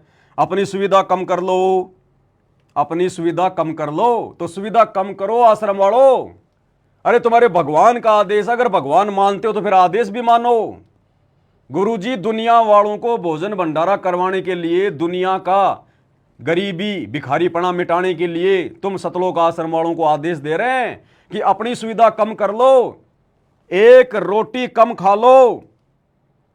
तो नालायकों अपने गुरुजी के आदेश को फॉलो करो और इन आश्रमों में लड्डू जलेबी बर्फी बनाना बंद करो। गुरुजी तो कह रहे हैं एक रोटी कम खाओ और तुम लड्डू जलेबी बर्फी आन दे भाई, लड्डू जलेबी बर्फी आन दे भाई। बताओ, गुरु कह रहा कि अपनी सुविधा कम करो। देखो तुम लोगों ने पीला पर्चा निकाला, मैंने नहीं बनाया, और तुम ही कह रहे हो कि ये गुरुजी का आदेश है। तुम भक्तों के लिए आदेश है कि अपनी सुविधा कम करो और एक रोटी कम खाओ, और तुम लड्डू जलेबी बर्फी, लड्डू जलेबी बर्फी, लड्डू जलेबी बर्फी। तो तुम अपने गुरु के आदेश पे कहां चल रहे हो नालायको? तुम तो अपने गुरुजी के आदेश की धज्जियां उड़ा रहे हो। गुरु कह रहा है एक रोटी कम खाओ, सुविधा कम करो, और तुम लड्डू जलेबी बर्फी पे टूट के पड़ रहे हो। अभी ये जून में भंडारा आने वाला है 9, 10, 11 का, तुम्हारा वो नकली भगवान का कबीर प्रकट दिवस है, और तुमने अभी से लड्डू जलेबी बर्फी बनाना शुरू कर दिया। और तुम्हारा गुरु आदेश दे रहा है कि सुविधा कम करो, सुविधा कम करो, और तुम ऊपर से ऊपर ठोके जा रहे हो कि गुरुजी तो ऐसे कहेंगे। गुरुजी को क्या पता लड्डू जलेबी बर्फी का स्वाद क्या होता है? तो बताओ तुम लिख क्या रहे हो? तुम्हारा गुरु आदेश क्या दे रहा है, और तुम अपने गुरुदेव के मुंह पे थप्पड़ मार रहे हो। यानी गुरुजी के आदेश को तोड़ना, गुरुजी के आदेश को ना मानना, गुरुजी के मुंह पे थप्पड़ मारना होता है। तो गुरुजी तो तुम आश्रम वालों को आदेश दे रहे कि अपनी सुविधा कम करो, एक रोटी कम खाओ, और तुम लड्डू जलेबी बर्फी बनाने में लग गए। तो तुम कहां गुरु भगत हो? कहां तुम अपने गुरु का आदेश मान रहे हो? अपनी सुविधा कम कर लो, हम एक रोटी कम खा लेंगे, लेकिन कोई भूखा ना रहे इस संसार में। क्यों खा ले भाई कम रोटी? जब समर्थ की शरण में है, मर्यादा में रह के भक्ति कर रहे हैं, तो समर्थ के घर में कोई कमी है क्या जो अपने बच्चों को यह कहेगा कि तुम एक रोटी थोड़ी खा लो? अरे दुनिया की भूख मिटाने के लिए क्या भगवान अपने भक्तों को रोटी के लिए यह कहेगा कि तुम एक रोटी थोड़ी खा लो? नालायकों, डूब के मर जाओ। शर्म करो। कुछ नहीं लिखना आता है कोई संदेशा तो पवन दास को फोन मिला लिया करो, बता दूंगा तुम्हें। अगर संगत को भी अगर तुमने मूर्ख बनाना है अपने धार्मिक धंधे के लिए, तो कम से कम गुरुजी के वचन तो सही प्रकार से लिखो। अगर नहीं तुम्हारी दिमाग में कोई बात आ रही है तो फोन कर लिया करो मेरे से। फोन पे शर्म आती है तो व्हाट्सएप पे मेरे को बोल दिया करो कि पवन भगत जी पीला पर्चा बनाओ ऐसे ऐसे। नालायकों, क्यों अपने गुरुजी की बेइज्जती कर रहे हो, बदनामी कर रहे हो तुम? एक तरफ तो कह रहे हो कबीर भगवान सबका भगवान, ब्रह्मा विष्णु महेश का पिता, सारी सृष्टि का रचने वाला, सबका पेट भरने वाला। वो सबका पेट भरने वाला दुनिया की गरीबी मिटाने के लिए अपने भक्तों को यह कहेगा कि तुम एक रोटी थोड़ी खा लो? फिर वो भगवान कहां हुआ जो अपने भक्तों का पेट काट के और दुनिया का पेट भर रहा है? तो ये बेइज्जती कर रहे हैं अपने भगवान की भी। ये दाढ़ी मूछ वाले को भी भगवान नहीं मानते, उसकी भी बेइज्जती कर रहे हैं। अपनी सुविधा कम कर लो, हम एक रोटी कम खा लेंगे, लेकिन कोई भूखा ना रहे इस संसार में। अरे संसार की भूख मिटेगी, संसार की गरीबी मिटेगी भगवान के शरण में आने से। ये 10-10 किलो आटा देने से कभी दुनिया का भिखारीपना नहीं जाएगा, दुनिया की भूख नहीं मिटने वाली है। और ज्यादा भिखारी पैदा कर रहे हो तुम तो निठल्ले पैदा कर रहे हो। वो क्यों कमाएंगे? तुम जा जा के देते रहो, वो खाते रहेंगे, वो निकम्मे अपने घरों पे वो पड़े रहेंगे। क्यों कमाएंगे वो? तुम तो दुनिया को ज्यादा बिगाड़ रहे हो, फ्री का दे दे के, आराम का दे दे के। आप फिर भगवान की रजा देखना आपके ऊपर। वह खुद 120 वर्ष तक उन गरीबों में रहा जिनको समय पर एक टूक नहीं था। आशीर्वाद से बहुत कुछ दिया, पर ऐसे नहीं दिया। अब देना था और उसने दिखाना था। अब देना था तो फिर दे क्यों ना भगवान? फिर भगवान ये क्यों कह रहा है कि बच्चों तुम एक रोटी कम खा लो और दुनिया को खाना खिलाओ? अगर अब देना था भगवान ने, जैसा कि पीले पर्चे में लिखा है कि 650 साल पहले तो भगवान खुद ही गरीब की भूमिका कर रहा था, और आज देना था भगवान ने दुनिया को छप्पर फाड़ के, तो फिर दे ना भगवान दुनिया को छप्पर फाड़ के। अपने भक्तों की रोटियां कम करने की बात क्यों कही जा रही है फिर यहां पर? टोटल ज्ञान विरुद्ध, कोई सिर पैर नहीं इस पीले पर्चे का। अब देना था और उसने दिखाना था। मेरी 9 लाख बॉडी पर शक किया करते थे, ये नहीं हो सकता। अब देख लो, वही जुलाहा कबीर, वही धानक, सारे संसार का धारण पोषण करने वाला वही है। अभी तक तो अप्रत्यक्ष था, परंतु अभी प्रत्यक्ष है। अब ये इन आश्रम वालों के मुंह से बातें शोभा नहीं देती है कि अभी तक तो अप्रत्यक्ष था, अब प्रत्यक्ष है, यानी वो कबीर भगवान अब धरती पर प्रकट है। ये तुम्हारे मुंह से नालायकों बात शोभा नहीं देती है। हाँ, ये बात अगर सत्सेवक कहें कि कबीर भगवान आज धरती पर प्रत्यक्ष प्रकट है तो कोई बात भी बने। तुम मानते कहां हो कबीर भगवान अपने गुरु जी को? तुम तो दाढ़ी मूछ वाले को कबीर भगवान मानते हो, उस कागज के टुकड़े को, उस फोटो को। तभी तो तुम्हारे घर में, तुम्हारे दरबार में वो दाढ़ी मूछ वाली फोटो लग रही है। और अब जून के महीने में 9, 10, 11 को तुम कबीर प्रकट दिवस मना रहे हो उसी दाढ़ी मूछ वाले नकली कबीर का, और कह रहे हो कि अभी प्रत्यक्ष है, आज प्रत्यक्ष है। कहां है प्रत्यक्ष? है तो अरे वो दाढ़ी मूछ वाला ही कबीर है, तो आज प्रत्यक्ष कहां है? दिखाओ। तो तुम्हारे मुंह से ये दोगली बातें, बेबुनियादी बातें शोभा नहीं देती हैं। तुम अपने गुरु जी को तो एक जीव मानते हो, तो तुम्हारे मुंह से ये बातें शोभा कहा देगी कि आज कबीर भगवान प्रत्यक्ष प्रकट है। प्रत्यक्ष प्रकट है तो कहां, जरा बताओ? हो इस हार जेल में बैठे ना संत रामपाल जी। फिर वो जून के महीने में कौन है फिर वो दाढ़ी मूछ वाला जिसको तुम कबीर भगवान मान के उसकी गोद में बैठोगे? अबे उसके नाम पे लड्डू जलेबी बर्फी खाओगे तुम, फिर वो कौन है? अगर प्रत्यक्ष कबीर भगवान आज संत रामपाल जी हैं, तो जून के महीने में तुम जिसका प्रकट दिवस मनाने जा रहे हो नकली कबीर का, वो कौन है फिर? तो भाई और बहनों, इनका कोई सिर पैर नहीं है इन नालायकों का। अभी तक तो अप्रत्यक्ष था, परंतु अभी प्रत्यक्ष है। गीता अध्याय 15 श्लोक 17 में ऐसे ही नहीं कहा, उत्तम पुरुष है तू अन्य परमात्मा इति उदारते, ये लोग तरम अवश्य विभर्ति अवैश्वर है। वो श्रेष्ठ भगवान कबीर सारी सृष्टि का मालिक तो कोई और है, जो तीनों लोकों में प्रवेश करके सबका धारण पोषण करता है। तो परमात्मा वह वास्तव में अविनाशी है। नोट, इस पीले पर्चे के आदेश को कोऑर्डिनेटर सिद्ध संघ के अनुसार संगत तक भेजें। अब बताओ, क्या कोई सिर पैर है इसका? है कोई इसका कोई सिर पैर? कोई सिर पैर नहीं इसका। बस संगत को मूर्ख बनाने के लिए, जब इनके पास कुछ भी नहीं होता है ना, तो एक पीला पर्चा निकाल के भेज देते हैं गुरु जी का नाम का कि संगत पागल बनी रहेगी। बस इससे ज्यादा कुछ नहीं। तो ये राम कहानी तो थी भाई और बहनों इन सतलोक आश्रमों से जुड़े हुए मंदबुद्धि भक्तों की, जिनके ना कोई ज्ञान का सिर पैर है, ना जिनकी भक्ति का कोई सिर पैर है। भगवान ने तो आकर कोई रजा छोड़ने में, कोई रजा बख्शने में कोई कमी छोड़ी नहीं, लेकिन इनके माड़े भाग, कहते ना सकल पदार्थ है जगमाही और भाग बिना नर पावत नाही। तो इनके भाग में नहीं है ये भक्ति करना, मर्यादा निभाना, गुरु में परमात्मा देखना। दूसरी बात भाई और बहनों, छोटी सी सूचना ये है, जो फोटो आप जी देख रहे होंगे पीछे बैकग्राउंड में, हमारी सत्सेवक बहनें खड़ी हुई है। इनके गले में सात संगति का लोगो है, इन्होंने बनवाया है, अपने गले में डाल रखा है। और सभी माता बहनों ने सफ़ेद सफ़ेद कपड़े भी पहन रखे हैं। भाई और बहनों देखो, बड़ी मुश्किल से परमात्मा ने 2014 बरवाला कांड के बाद 7 संगतियां शुरू करवाई हैं। परमेश्वर ने अपने मिशन को गति देने के लिए सत्सेवक बच्चे तैयार किए हैं। यही उनके सत्सेवक बच्चे आने वाले समय में उनकी सेना के रूप में काम करेंगे, कल की सेना के रूप में काम करेंगे। पूरी दुनिया को संदेशा देंगे अपने गुरु के विषय में कि यही भगवान है, यही परमात्मा है। उन भगत भाई बहनों की शंकाओं का समाधान भी सत्सेवक भाई बहनों के द्वारा ही किया जाएगा। तो भाई और बहनों, वर्तमान में काल भी हर प्रकार से कोशिश करेगा इस मार्ग में गंदगी फैलाने की, बात बिगाड़ने की। हालांकि बात बिगड़ेगी नहीं, लेकिन काल तो कुप्रयास करेगा ना घबरा कर, और वो सूक्ष्म चाल चलता है हर प्रकार से। अब एक छोटी सी सात संगति थी, ये महाराष्ट्र के भगत भाई बहन है। इन्होंने मुझे भी अपना वीडियो बना के डाला, कुछ फोटो भी डाली इन्होंने सात संगति की। अब भाई और बहनों देखो, इस समय हम सत्सेवक भाई बहनों की छोटी सी गलती हमारी बनी बनाई भक्ति का सत्यानाश कर देगी, बनी बनाई भक्ति। परमात्मा कहते मन के मते ना चालियो, और मन है पक्का दूत, और ले डूबेगा दरिया में फिर जावे हाथ से छूट। और संध्या आरती में परमात्मा कहते हैं या तन में मन मूर्ति देखो, कि इस शरीर में काल भी है और दयाल भी है। कौन सी प्रेरणा काल कर रहा है, कौन सी प्रेरणा हमारा गुरु कर रहा है, वो भगत ने तत्व ज्ञान को आधार बनाकर चेक करना है। कहे कबीर सोई जन मेरा, जो नीर खीर का करे निबेरा। ये बहुत ही सीरियस टाइम चल रहा है, बहुत ही संवेदनशील समय है ये हम सत्सेवकों के लिए।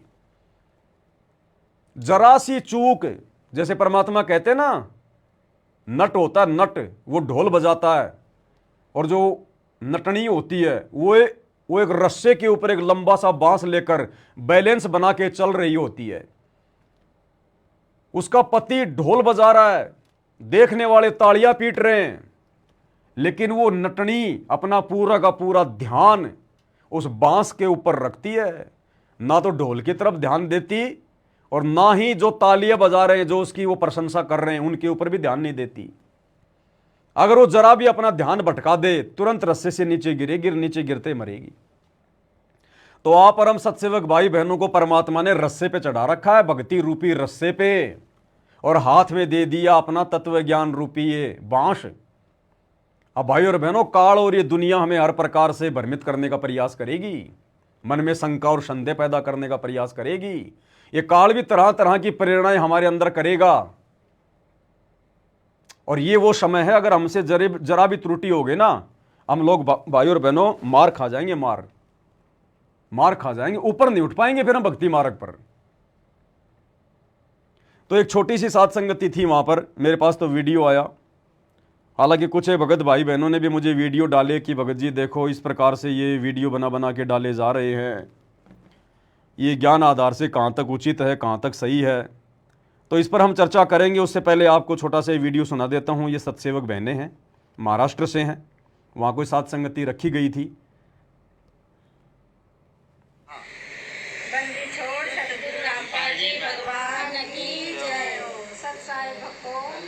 आज परमात्मा की दया से और आशीर्वाद से हम सभी सत्सेवक भाई बहनों ने शिवली जिला MP में सात संगति का कार्यक्रम आयोजित किया हुआ है, और परमात्मा के आशीर्वाद से हम सभी भाई बहनों को ऐसी प्रेरणा हुई है कि सफ़ेद कपड़े पहनकर सभी माइयाँ और सभी भगत भाई लोग सफ़ेद कपड़े, और ये हमने सात संगति का लोगो बनवाया हुआ है, जिसमें भगत के जो 16 गुण है, 16 आभूषण जो भगत भाई धारण करते हैं, ये उसके माध्यम से हमने लोगो बनवाकर ये सात संगति का कार्यक्रम हमने संपन्न किया है। और इसके माध्यम से हम आपको यही बताना चाहते हैं कि आप भी सफ़ेद कपड़े पे ही सात संगति करें, और ऐसे ही लोगो बनवाकर अपने गले में धारण करें। सत्साहे। अब क्या है भाई और बहनों, देखो मैं बार बार आप सबको एक संदेशा देता आ रहा हूँ बार बार, कि भाई हमने इस समय जोश में होश नहीं खोना बिल्कुल भी। देखो, सात संगतियां नहीं टूटेंगी, सात संगतियों में गंदगी नहीं फैल सकती, क्योंकि परमात्मा का आशीर्वाद है, संभालने वाला परमात्मा है। काल चाहे कितना प्रयास कर ले, कितनी कुप्रेरणा कर ले, लेकिन हम भगत भाई बहन अपनी भक्ति का नाश करवा लेंगे, अपनी भक्ति का। ना तो काल का कुछ बिगड़ेगा, उसका तो बिगड़ा हुआ है, जो भी उसका बिगड़ना था उसका तो पहले बिगड़ लिया। ना सात संगतियों का जो है कुछ बिगड़ेगा। लेकिन जल्दबाजी करके अपना मनमाना आचरण, अपनी बातें काल प्रेरणा से दूसरों के ऊपर थोपकर आप और हम अपनी भक्ति का सत्यानाश जरूर कर लेंगे। भाई और बहनों, दास के आपने वीडियो देखे होंगे हजारों की संख्या में। दास ने कभी भी किसी वीडियो में किसी भगत को कोई आदेश नहीं दिया है कि आपने भी ऐसा ही करना है। नहीं, दास हमेशा यह कहता कि मुझे ज्ञान आधार से परमात्मा ऐसी प्रेरणा कर रहे हैं, मुझे ऐसा लगा, मैंने ये बात आपके सामने रख दी है। अगर आप लोगों को ज्ञान आधार से ये बातें सही लगती हैं तो भाई अपने जीवन में लागू करना, अन्यथा मेरी बातें सुनकर और मेरे विचारों को अपने जीवन में लागू करके परमात्मा के दोषी मत बनना। मैं केवल अपने विचार व्यक्त कर रहा हूं, मैं आपके ऊपर थोप नहीं रहा। ना मुझे थोपने का कोई अधिकार है, ना मुझे कोई आदेश देने का अधिकार है, क्योंकि मैं भी एक जीव हूं, गलती मेरे से भी हो सकती है। इसलिए ज्ञान आधार को सामने रख के बुद्धि विवेक से निर्णय करें। हालांकि इन्होंने सात संगति रखी, बहुत अच्छी बात है, परमात्मा की महिमा है, परमात्मा की चर्चा है, चाहे रोज करो। परमात्मा तो यही चाहते कि मेरे बच्चे रोज मेरी महिमा करें, रोज साध संगतियां करें, रोज भोग लगाएं, परमात्मा की चर्चा करें, अच्छे अच्छे शब्द निकलेंगे ब्रह्मांड में, अच्छा उसका असर होगा। भगवान तो आता इसलिए, ये धंधा करते करते, ये दुनिया की गुलामी करते करते, दो रोटी के लिए सारा दिन भटकते भटकते तुम्हारे को युगों युगों बीत गए, कुछ हाथ नहीं लगा। इस भक्ति से सब कुछ हाथ लगेगा, लेकिन सही दिशा में सोच समझ कर बढ़ेंगे तो साथ संगति करना कोई बुरी बात नहीं है, बहुत अच्छी बात है। मालिक की दया है, भगत भाई इकट्ठे होते हैं, मालिक की ज्ञान चर्चा होती है, दृढ़ता आती है, विश्वास बढ़ता है। लेकिन यह समय कितना नाजुक है, आपने इसको भी सोच समझ के चलना पड़ेगा। देखो, मेरा काम केवल आप भाई बहनों को दिशा निर्देश देने का है ज्ञान आधार से। उसके बाद आप क्या करोगे क्या नहीं करोगे, फिर ये आपकी अपनी भक्ति की वृद्धि होगी और आपकी अपनी भक्ति का नाश होगा। उसमें मेरा कोई रोल नहीं है, मैं जबरदस्ती नहीं थोपता कोई चीज, मैं बताता हूं कि ये ऐसे ये ऐसे। अब जिसको अच्छा लगे तो करो, नहीं तो ना करो। अभी परमात्मा ने दास को प्रेरणा की, किसी बहन के माध्यम से मेरे पास में एक संदेशा आया, मैंने आप भाई बहनों के सामने वीडियो बना के अपने विचार व्यक्त कर दिए ज्ञान आधार से, और परमात्मा के सत्संगों से भी मैंने आपको दिखा दिया। मैंने ये नहीं कहा कि आप लोगों ने थाली लेना जरूरी है, नहीं तो आप गुरुद्रोही हो जाओगे, सात संगति से हटा दिए जाओगे, और सब ने करना जरूरी है, सभी ऐसा करो। नहीं, आपने विचार व्यक्त किए बड़े प्यार से, प्रेम से। जिसको समझ में आया वो ऑर्डर दे रहा है, भगवान की आरती उतार रहा है। तो सात संगति करना कोई गलत नहीं है। रही बात सात संगति के लोगो बनवाकर गले में डालने की, इसमें भी कोई दिक्कत नहीं है, कोई दिक्कत नहीं है। भाई अपने गुरुदेव भगवान का लॉकेट भी तो हम गले में डालते हैं। ये लोगो तो कोई शिक्षा देगा आपको, इसमें तो भगत के 16 आभूषण लिखे हैं, 16 गुण लिखे हुए हैं, लक्षण लिखे हुए हैं। अगर कभी भी देखोगे तो कम से कम कुछ तो विचार करोगे। गुरुदेव भगवान का फोटो भी है इसमें, बहुत अच्छी बात है। लोगो बना के चाहे गले में रखो, चाहे घर में रखो, चाहे दरबार में रखो, चाहे कहीं भी लगाओ, चाहे गाड़ी में लगाओ, बाइक पे लगाओ, कोई दिक्कत नहीं है। लोगो लगाना भी कोई दिक्कत नहीं है। इन माता बहनों ने सफेद कपड़े पहन रखे हैं, उससे भी कोई ऑब्जेक्शन नहीं है, कोई दिक्कत नहीं है। कपड़े हैं, चाहे काले पहनो, चाहे सफेद पहनो, चाहे लाल पहनो, उससे कोई लेना देना नहीं है भक्ति का और भगत का। अगर भक्ति हमारे पास में सही है, गुरु हमारा सच्चा है और हम मर्यादा में हैं, तो कपड़े चाहे लाल पहनो, चाहे पीले पहनो, चाहे सफेद पहनो, उसमें भी कोई दिक्कत नहीं है। लेकिन छोटी सी गलती जो बहन से हो गई है, वो छोटी सी गलती ये हो गई, इन्होंने एक आदेश के रूप में अपनी बात को पारित कर दिया। हालांकि इन्होंने अपने अंदर से सोच के आदेश नहीं दिया कि मैं भक्तों को आदेश दे रही हूं, लेकिन यह काल ऐसी गलतियां जल्दबाजी में करवा देता है। क्योंकि ये काल शब्दों के माध्यम से हमारी भक्ति बिगड़वाता है, शब्दों के माध्यम से। क्योंकि काल को पता कि शब्द कभी खंड नहीं होता, उस शब्द का रिएक्शन फिर उसी व्यक्ति को भोगना पड़ता है। तो बहन ने क्या कहा, एक बार आपको फिर से थोड़ा वीडियो सुनाता हूं, फिर साथ साथ हम चलेंगे ताकि आपके समझ में आ जाए और ये गलती हम आगे करने से बचें। बंदी छोड़ सतगुरु रामपाल जी भगवान की जय हो। सत्साई भक्तों, आज परमात्मा की दया से और आशीर्वाद से हम सभी सत्सेवक भाई बहनों ने शिवली जिला एमपी में सत्संगति का कार्यक्रम आयोजित किया हुआ है और परमात्मा के आशीर्वाद से हम सभी भाई बहनों को ऐसी प्रेरणा हुई है कि सफ़ेद कपड़े पहनकर सभी माइयाँ और सभी भगत भाई लोग सफ़ेद कपड़े, और ये हमने सत्संगति का लोगो बनवाया हुआ है जिसमें भगत के जो 16 गुण हैं, 16 आभूषण जो भगत भाई धारण करते हैं, ये उसके माध्यम से हमने लोगो बनवाकर ये सत्संगति का कार्यक्रम हमने संपन्न किया है।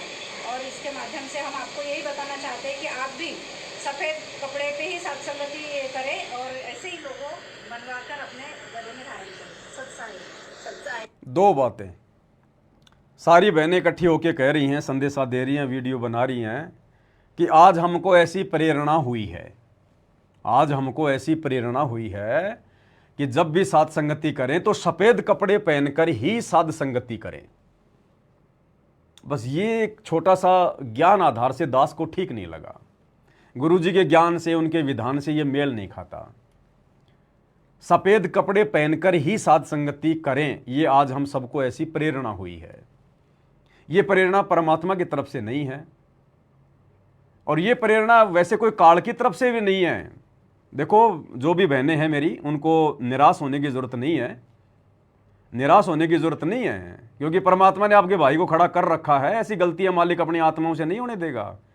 साध संगति में जो आत्मा गुरु को भगवान मान के भक्ति कर रही है ना, काल उनको भ्रमित करने का प्रयास तो करेगा, मुझे भी करता है, ऐसी बात नहीं है, आपको भी करेगा, सबको करेगा, वो अपना चक्कर चलाएगा। लेकिन अगर आत्मा के अंदर दोष नहीं है, अगर उसके अंदर से भाव सही हैं, भले उसके मुंह से शब्द निकल जाए, लेकिन अंदर से यदि उसके मन में कोई दोष नहीं है तो परमात्मा उसको नीचे नहीं करने देगा। तो जो बहन बोल रही है, इसके मन में ऐसा कोई दोष नहीं है, ऐसा कोई भाव नहीं है कि भाई कोई अगर सफ़ेद कपड़े नहीं पहनेगा तो हम वहाँ साध संगति में नहीं जाएंगे, या सफ़ेद कपड़ों के अलावा साध संगति नहीं हो पाएगी, ऐसा कुछ नहीं है। लेकिन बस वो जल्दबाजी में काल ने शब्द निकलवा दिए, और वो काल तो फिर शब्दों से पकड़ता है। ये तो शुक्र है कि हम समर्थ की शरण में हैं। समर्थ हमारे शब्दों को गौण कर देता है, छुपा देता है, साइलेंट कर देता है, गुप्त कर देता है परमात्मा, क्योंकि ये सर्वशक्तिमान है। अन्यथा हम ये एक कदम भी भक्ति पे नहीं चल सकते यहाँ। तो कपड़ों के विषय में देखो, गुरुदेव भगवान ने हमें स्पष्ट रूप से कह रखा है कि भाई कपड़े चाहे लाल हों, चाहे पीले हों, चाहे हरे हों, कैसे भी हों, बस सुविधाजनक होने चाहिए। बाकी कपड़ों का भक्ति से, ज्ञान से, साध संगति से कोई लेना देना नहीं है। अगर लाल कपड़े पहन के साध संगति कर लेंगे तो क्या साध संगतियां नहीं होंगी? क्या गुरुजी प्रसन्न नहीं होंगे? क्या गुरुजी भोग नहीं लगाएंगे? तो देखो बहन, कपड़ों का भक्ति मार्ग में कोई लेना देना नहीं है, और ना हमने इस प्रकार से आदेश रूप में, ध्यान रखना आगे, हमने कभी भी ये गलती नहीं करनी है। और क्या प्रेरणा हो रही है, पहले बैठ के हमने विचार करना चाहिए, क्योंकि मन रूप में काल भी हमारे साथ है और परमात्मा भी हमारे साथ है। तो प्रेरणा तो बहन जी दोनों करेंगे, प्रेरणा तो दोनों करेंगे और जबरदस्ती करेंगे, और ये तो समय दोनों की टक्कर का है जबरदस्त। काल भी कमी नहीं छोड़ेगा और सतगुरु भी दया करने में कोई कमी नहीं छोड़ेगा। तो कौन सी प्रेरणा काल की है और कौन सी प्रेरणा दयाल की है, हमने तुरंत उस चीज को लागू नहीं कर देना है, बहुत सोचना है, समझना है, हमने विवेक का इस्तेमाल करना है। अब जो लोगो आपने गले में पहन रखा है, इसमें भगत का एक लक्षण है विवेक। अब बताओ बहन जी, आपने विवेक कहां लगाया? आपने विवेक कहां लगाया कि भाई सफेद कपड़े पहन के साथ संगति करनी चाहिए? ऐसा नहीं है बहन जी। देखो, संगत में सबकी स्थिति आप जैसी नहीं है, मेरे जैसे भिखारी भी बहुत है संगत में। कईयों की औकात बेचारों की ढंग के कपड़े पहनने की नहीं है भक्तों की वर्तमान में। अब बताओ, साथ संगति के लिए स्पेशल सफ़ेद कपड़े कहाँ से सिलवा लेंगे?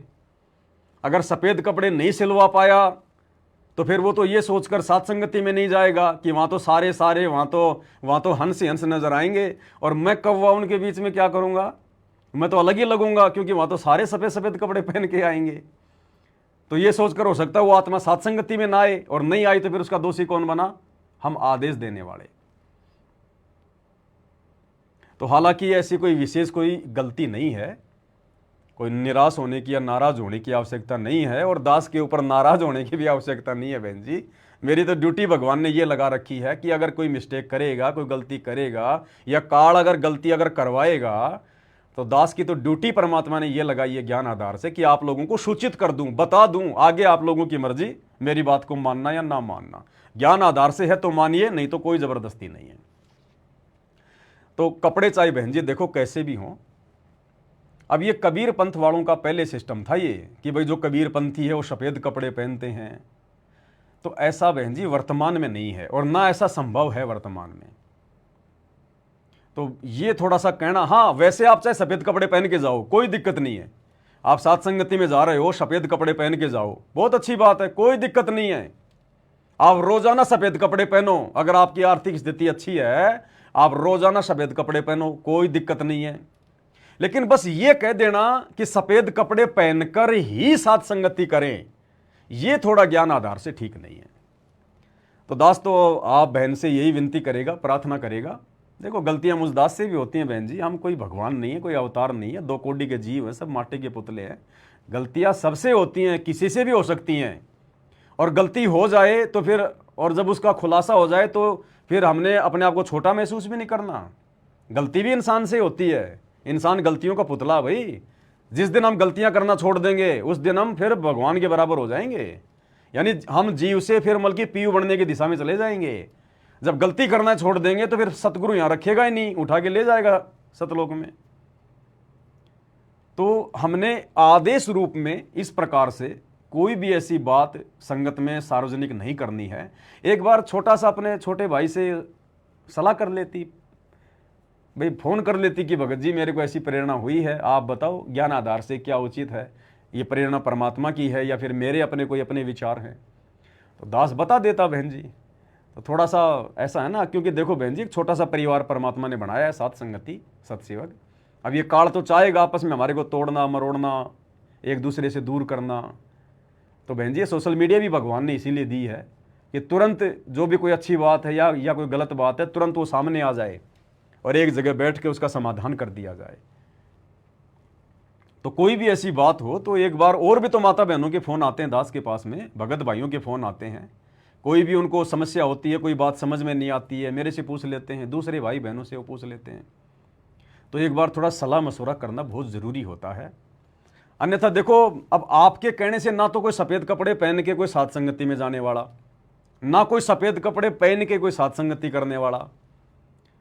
तो एक तो हमारे वचन फैल हो गए क्योंकि हमारी बात को किसी ने माना नहीं, ठीक है। दूसरा, काल ने हमको दोषी बना दिया आदेश दिलवाकर गुरु जी के ज्ञान के विरुद्ध। तो हर प्रकार से फिर हम नीचे गिरते चले जाएंगे। ये पंचर ऐसे ही होता है भक्ति में, हमें पता भी नहीं चलता। अब आपने तो जोश में आके बोल दिए सारी बातें, आपको तो लगा कि बिल्कुल सही कही है मैंने, लेकिन अब आपको क्या महसूस हो रहा है जरा देखो। अब दास जब लाइव आया है, ये बातें बता रहा है, तो अब आपको महसूस भी हो रहा होगा कि हाँ उस समय थोड़ा जोश में आ गई थी मैं। तो थोड़ा सा ये जो लोगो है ना, लोगो, इसके ऊपर 16 जो भगत के लक्षण है ना, पहले बहन जी हम अपने ऊपर धारण करें, पहले हम उनके ऊपर चलना सीखें। हमारे अंदर वो धीरज होना चाहिए, धैर्यता होनी चाहिए, बुद्धि विवेक का इस्तेमाल होना चाहिए। अभी एक प्रकार से मनमाना आचरण हो गया, एक दूसरे के ऊपर थोपने वाली बात हो गई कि भाई सफ़ेद कपड़े पहनकर ही साथ संगति करें। तो कोई गरीब परिवार है, बेचारा गरीब भगत है और वो साथ संगति करना चाहता है, और उसके परिवार में 8-10 मान लीजिए 2-4 बच्चे हैं, उसकी माँ है, उसका बाप है, उसकी पत्नी है। अब बताओ इतने आदमियों के लिए सफ़ेद कपड़े बेचारा कैसे सिलवाएगा, जो बड़ी मुश्किल से 2 टाइम की रोजी रोटी का जुगाड़ करता है। और फिर हर भक्तों ने सफ़ेद कपड़े सिलवाने पड़ेंगे। अब फिर ये एक प्रकार से फिर ये मनमाना आचरण हो गया, फिर हमारा गुरु नाराज होगा। तो बहन जी हम बिल्कुल, क्योंकि ये सहज मार्ग बताया ना गुरुदेव ने, सहज मार्ग, कपड़े का कोई रोल नहीं है। कितनी बार बताया गुरु जी ने, कपड़े का कोई रोल नहीं है। चाहे लाल कपड़े पहनो, चाहे पीले पहनो, चाहे सफ़ेद पहनो, कुछ भी पहनो। हाँ, दाढ़ी और मूछ भगत के रूप में, संत रूप में दाढ़ी और मूछें रखना बड़ी बड़ी, ये परमात्मा ने मना किया है। बाकी कपड़े चाहे कैसे पहनो, साफ सुथरे कपड़े हों, सुविधाजनक ढीले ढाले कपड़े होने चाहिए। अब देखो एक छोटी सी बात और बताता हूँ अब आपको। अब ये हमारी बहन है, देखो ये कौन सी बहन है, ये वाली बहन है हमारी, जिन्होंने ये संदेशा जो ये दिया था भक्तों को कि भाई सफ़ेद कपड़े पहनकर ही साथ संगति करें। अब ज्ञान आधार से अगर हम विचार करें तो गुरुदेव भगवान हमें सत्संगों में भी कहते हैं, और वैसे भी आश्रम में परमात्मा माता बहनों को खूब टोका करते थे कि भाई आपने ये यहां तक के ब्लाउज वगैरह नहीं पहनने, ये प्रदर्शन नहीं करना हमने बिल्कुल भी। आपकी चाहे प्रदर्शन करने की इच्छा है या नहीं है, लेकिन अगर हम संगत हैं, सतगुरु के बच्चे हैं, तो माता बहनों ने यहां तक के ब्लाउज वगैरह नहीं पहनने। बाजू परमात्मा ने बताई आपकी कोहनी से नीचे तक होनी चाहिए, कोहनी से नीचे तक की आपकी बाजू होनी चाहिए, ब्लाउज की या आपके कुर्ते की या जो भी माता बहनें अपने शरीर के ऊपर जो भी कुछ धारण करती हैं उसकी बाजुएं ढीली ढाली होनी चाहिए और वो कोहनी से नीचे तक होनी चाहिए। ये है एक सभ्य माता बहन के लक्षण है, सतगुरु की प्यारी आत्मा के लक्षण है। अब इस आधार से देखें तो देखो, बहन ने तो बिल्कुल टाइट वाला पहन रखा है ब्लाउज और कोहनी से ऊपर तक पहन रखा है, जैसे पहले माता बहनें जिनको ज्ञान नहीं होता था वो पहना करती थी। और फिर देखो आप साथ संगति का लोगो डाल के गले में और दूसरों को फिर आप शिक्षा दे रही हो। तो बहन जी थोड़ा हम विचार करें ज्ञान आधार से, हम कहाँ हैं और दूसरों को हम क्या शिक्षा दे रहे हैं, पहले उन चीज़ों को हम अपने ऊपर लागू करें। अब बहुत सारी बातें बहन, अब जैसे परमात्मा ने 5 दीपक वाली थाली के साथ में भक्तों से अपनी आरती उतरवाना शुरू किया है, तो देखो ये ऑटोमेटिक अंदर से परमात्मा प्रेरणा करेगा, लेकिन फिर हमने उन पे विचार भी करना पड़ेगा। अब दास शुरू से ही परमात्मा की जो आरती करता है, जब से परमात्मा ने ये आरती वाली जो थाली वाला जो शुरू करवाया है, 5 दीपक वाली आरती से थाली उतारना, दास ने कभी भी कोई टी शर्ट नहीं पहनी, हाफ बाजू की कोई शर्ट नहीं पहनी, जबकि दास तो वैसे भी ढीला ढाला ही पहनता है। एक दिन एक भगत हाफ बाजू की शर्ट पहन के, या एक भगत का वीडियो आया, वो हाफ बाजू की टी शर्ट पहन के आरती कर रहा था। मैंने उस वीडियो को देखा, तुरंत मेरे अंदर से प्रेरणा हुई, मुझे परमात्मा ने आदेश दिया कि बेटा संगत में वीडियो बना और भाई बहनों को समझा। तुम भगत हो, भगत परमात्मा के बच्चे हो, तुम सभ्य। जब भी आप अपने गुरुदेव भगवान की आरती उतारो, फुल बाजू की शर्ट होनी चाहिए और ढीली ढाली होनी चाहिए, टाइट नहीं होनी चाहिए बिल्कुल भी। हाफ बाजू की शर्ट और हाफ बाजू की टी शर्ट, हाफ बाजू का ब्लाउज, ये बिल्कुल भी नहीं चलेगा। विशेषकर परमात्मा की आरती उतारते समय बिल्कुल फुल बाजू का होना चाहिए कपड़ा। माता बहनें अगर अपना कोई कुर्ता वगैरह पहनती हैं तो कोहनी से नीचे तक उसकी बाजू होनी चाहिए, सर पे उसके कोई कपड़ा होना चाहिए, कोई चुन्नी वगैरह, कोई ओढ़नी वगैरह वो होनी चाहिए। तो ये भी हम भगत भाई बहनों ने ध्यान रखना आज के बाद। देखो ये इसी प्रकार से छोटी छोटी बातें आपको बताई जाएंगी। गुरु आपको कुछ नहीं बताएगा आने के बाद में। अब गुरु का जो काम था गुरु ने पूरा कर दिया। 30 साल से संघर्ष करके, दुनिया की गालियां खा खा के, इन शास्त्रों का रस निकाल के दे दिया, सत्संग भर भर के दे दिए, चिप में, मेमोरी कार्ड में, हर प्रकार से। अब गुरु दिमाग नहीं लगाएगा, फालतू में पंचायत लेके नहीं बैठेगा, ब्रह्मा का पिता कौन है, विष्णु की माता कौन है। अब गुरु अपनी सेवा करवाएगा। अभी तक तो गुरु ने आप और हमारी सेवा की है, अब वो समय आ गया जब भगत गुरु को भगवान मान के उनकी सेवा करेंगे। अब भगत अपने गुरुदेव भगवान को जरा सा भी कष्ट नहीं होने देंगे, इतना सा भी। अब गुरु थूक नहीं बिलोएगा, शास्त्र नहीं दिखाएगा। अब तो गुरु की सेवा का समय आ गए। अभी तक तो गुरु ने हमारे लिए कष्ट उठाया है, गालियां खाई हैं दुनिया की, जेल में बैठे हैं, संघर्ष कर रहे हैं। अब आगे आने वाला समय गुरु की सेवा का समय है। अभी तक तो गुरु ने हमें अपनी पलकों पे रखा, अब हम अपने गुरु को अपनी पलकों पे रखेंगे। हालांकि हम 2 कोटि के जीवों की क्या औकात है समर्थ को संभालने की, लेकिन भाई ये काल लोक है, यहां से अगर पार होना है तो शारीरिक जो क्रिया हैं भक्ति भाव वाली वो भी पूरी करनी पड़ेंगी, वो भी पूरी करनी पड़ेंगी। एक दास वीडियो देख रहा था भोग आरती का पिछले संडे को, अभी जो संडे गया उसको, शायद नेपाल से हमारी कमला बहन है, तो दास ने देखा उसकी बेटी है शायद, तो उसकी बेटी ने नीचे जो पजामा पहन रखा था, ऊपर तो ठीक था पूरा, मतलब फुल बाजू था कुर्ता वगैरह, लेकिन नीचे की जो पजामी थी उसकी पिंडियां दिख रही थी। पिंडियां मतलब घुटने से केवल थोड़ा सा नीचे था उसका नीचे का, बाकी पूरा वो खाली था। अब मैंने तो यही देखा उस वीडियो में, हो सकता है मेरी आंखों का धोखा भी हो, लेकिन मैंने तो उस वीडियो में यही देखा कि कमला बहन जी की जो बेटी है, युवा है, जवान हो रही है, होगी कम से कम 16-17 साल की, तो जब वो आरती उतार रही थी तो उसका पूरा वीडियो किसी ने बनाया होगा। तो नीचे मैंने देखा कि मुझे केवल उसका ऊपर का वो कुर्ता कुर्ता नजर आ रहा था, कुर्ते के नीचे केवल उसके पैर नजर आ रहे थे। मुझे कोई मतलब नीचे के कोई कोई सलवार वगैरह या कोई कपड़ा वगैरह जो कुर्ते के नीचे तक होता है वो मुझे दिखाई नहीं दिया। मतलब उसकी पिंडियां दिखाई दे रही थी, उसकी पिंडियां घुटने से लेकर और नीचे तक, जहां तक उसका वो कुर्ता था, तो उसके कुर्ते के नीचे मुझे कोई कपड़ा दिखाई नहीं दिया। तो ये भी देखो, भक्ति के हिसाब से, भक्तों के हिसाब से, गुरुदेव की मर्यादाओं के हिसाब से ये उचित नहीं है।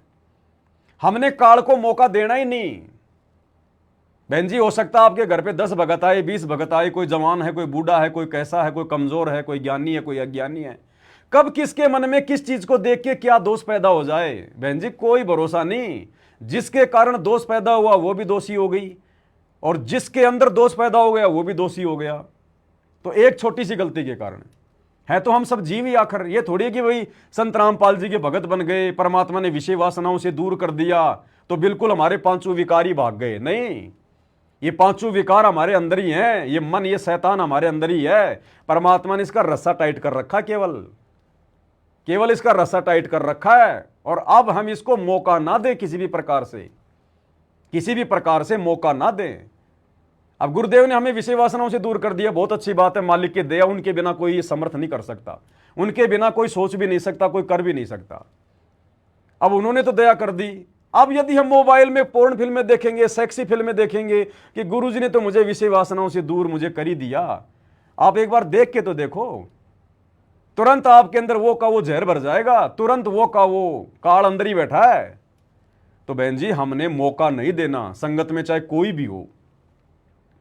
अरे बड़ी मुश्किल से परमात्मा ने आप और हम चंद आत्माओं को छांटा है, चुना है परमात्मा ने इस कलयुग में।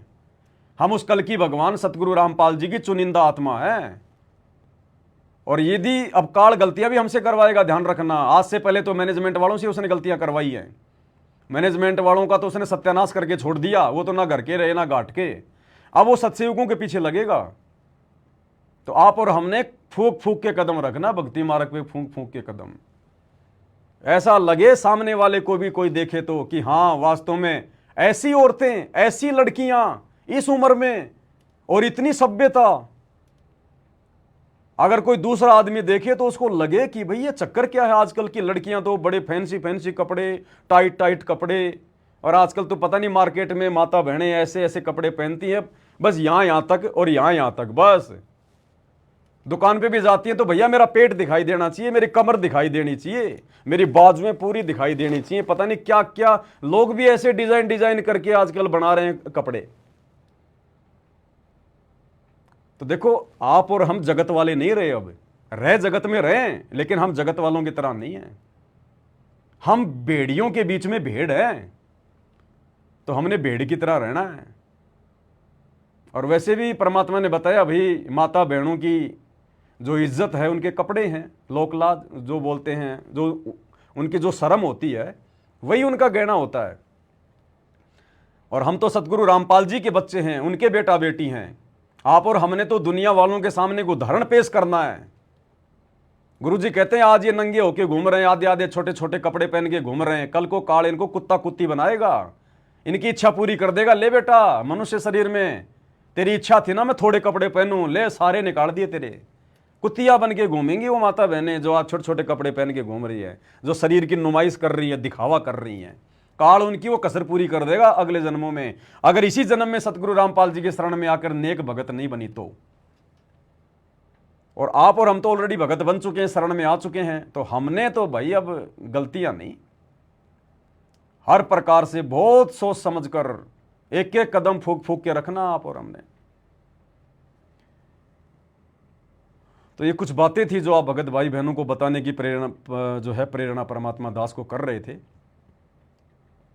कोई भी बात हो आपस में डिस्कस कर लो एक बार, जल्दबाजी मत करो कोई भी। ये कोई मान बढ़ाई का मार्ग नहीं है कि साहब लो पहला तीर मैंने मार दिया तो इतिहास में मेरा नाम लिखा जाएगा। वो तीर मारने वाले भी आज गधे बन के घूम रहे हैं, अर्जुन जैसे, एकलव्य जैसे, वो भी आज गधे बन के घूम रहे हैं, जो दुनिया के सर्वश्रेष्ठ धनुर्धर थे। तो यहां कोई किसी का तीर स्थायी नहीं है। आधीन और बिल्कुल नॉर्मल तरीके से। और एक छोटी सी दास आप लोगों से आज्ञा चाहता है, भाई बहनों से। देखो, वैसे तो दास के पास में जो भगत भाई बहन जैसी भी डिमांड करते हैं अपनी आर्थिक स्थिति के अनुसार, दास उसी हिसाब से उनको सारी वस्तुएं भेजता है। कोई अगर दास के पास में अगर 20 रुपये वाली चीज़ की डिमांड करता है तो दास भाई उसी हिसाब से दे देता है। कोई 20,000 वाली की डिमांड करता है तो दास उसको 20,000 वाली चीज़ भी दे देता है। अब ये एक दूसरे की देखा देखी। देखो भाई और बहनों, इस दास के माध्यम से जो भी वीडियो बनेगा, परमात्मा जो भी कुछ कहलवाएंगे, वो सबकी परीक्षा होगी, परीक्षा। अब दास ने एक चवर दिखाया था कि भाई अमेरिका वाली बहन के लिए दास ये चवर भेज रहा है परमात्मा जी की सेवा के लिए। ये 1500 रुपये का चवर है, इसके ये हीरे मोती लाल जो भी है इस कार्डलोक के, ये नकली, इसको ये सुंदर बनाने के लिए ये जो है ये लगे हुए हैं। दबाई उस बहन ने मुझे सेवा भेज दी तो मैंने उसकी सेवा का, भाई मैंने क्या करना है, उसकी सेवा का मैंने सेवा का सामान भेजना है, जैसा उसने डिमांड किया, जैसा उसने बताया। अब इस चवर को देख के कई भगत भाई बहनों के मन फिर गए। अरे भगत जी, हमारा वो 850 वाला चवर कैंसिल कर दो, मेरा भी 1500 वाला भेजो, मेरा भी भेजो। ये देखा देखी हो गई, ये देखा देखी। आप लोग जरा तो विचार करो, जो व्यक्ति तुम्हें चवर भेज रहा है, चाहे वो 1500 का हो चाहे 800 का हो, उस व्यक्ति के हाथ में तुमने कभी हीरे मोतीलाल का चवर देखा है क्या? ये इस दास के घर में क्या कभी आपने परमात्मा का हीरे मोतीलाल वाला चवर देखा है क्या?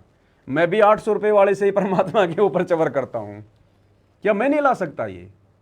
जब परमात्मा 25-25 लाख की गाड़ियों में मुझे बैठा रहे हैं, हर प्रकार से हर सुविधा परमात्मा दे रहे हैं, तो क्या एक 1500 का चवर नहीं ला सकता था क्या पवन दास?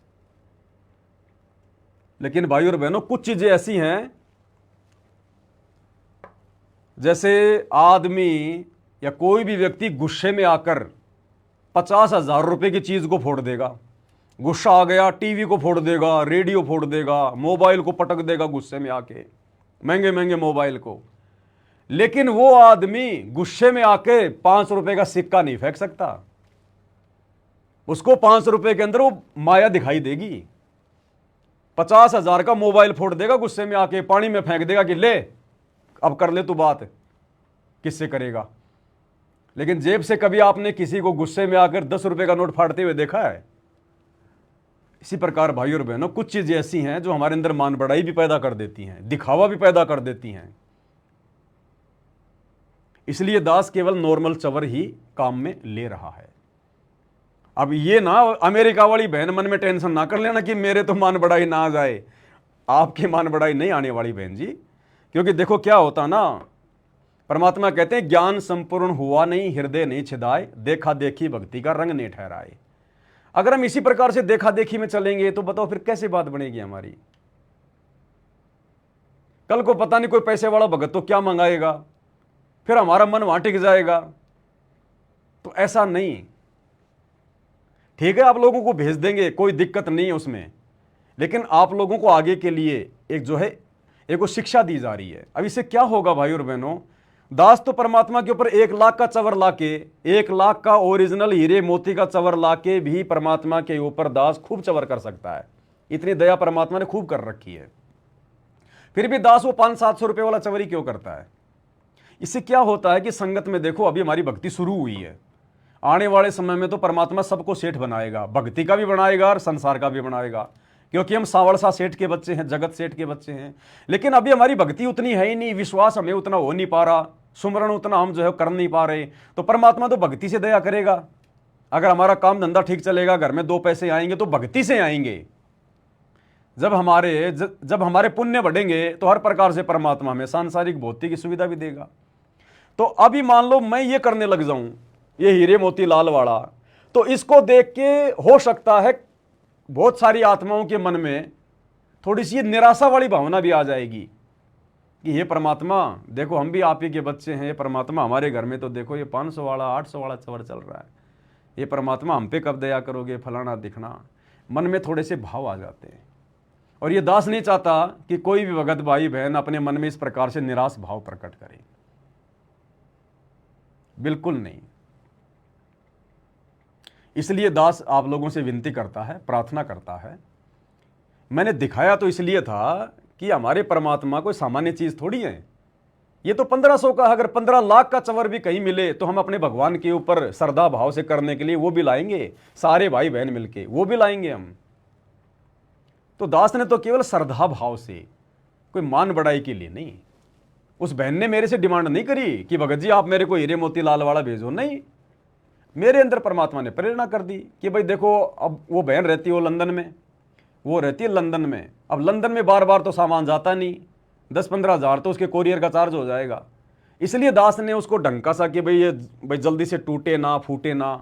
अब तुम्हारा 800 वाला अगर साल 2 साल में टूट गया, फूट गया, बाल जड़ गए, तो तुम तो भाई बोल दोगे भगत जी एक और भेज दो, तो यहाँ से 40 रुपये कोरियर के लगेंगे। अब वो बहन कहेगी भगत जी भेजो, उसके तो वही फिर 2-3 हज़ार रुपये फिर एक खाली इसके लगेंगे उसके कोरियर के। इसलिए दास ने उसको डंकी सी वस्तु भेजी थी। कहने का मतलब ये है। अब दास जो आज्ञा भाई बहनों से चाह रहा था, सबसे पहले तो मैं अपने परमात्मा से ही लेता हूँ आज्ञा। और आप लोगों के लिए ये शब्द जो मैं यूज कर रहा हूँ, मैं इसलिए कर रहा हूँ भाई और बहनों, क्योंकि मैं पवन दास वर्तमान में पूरी तरह से अपने गुरुदेव भगवान के ऊपर आश्रित हूँ। और जब कोई आत्मा अपने गुरु पर आश्रित हो जाती है तो फिर परमात्मा ही फिर देखता है उसका आगे का सिस्टम क्या है, क्या करना है, क्या नहीं करना।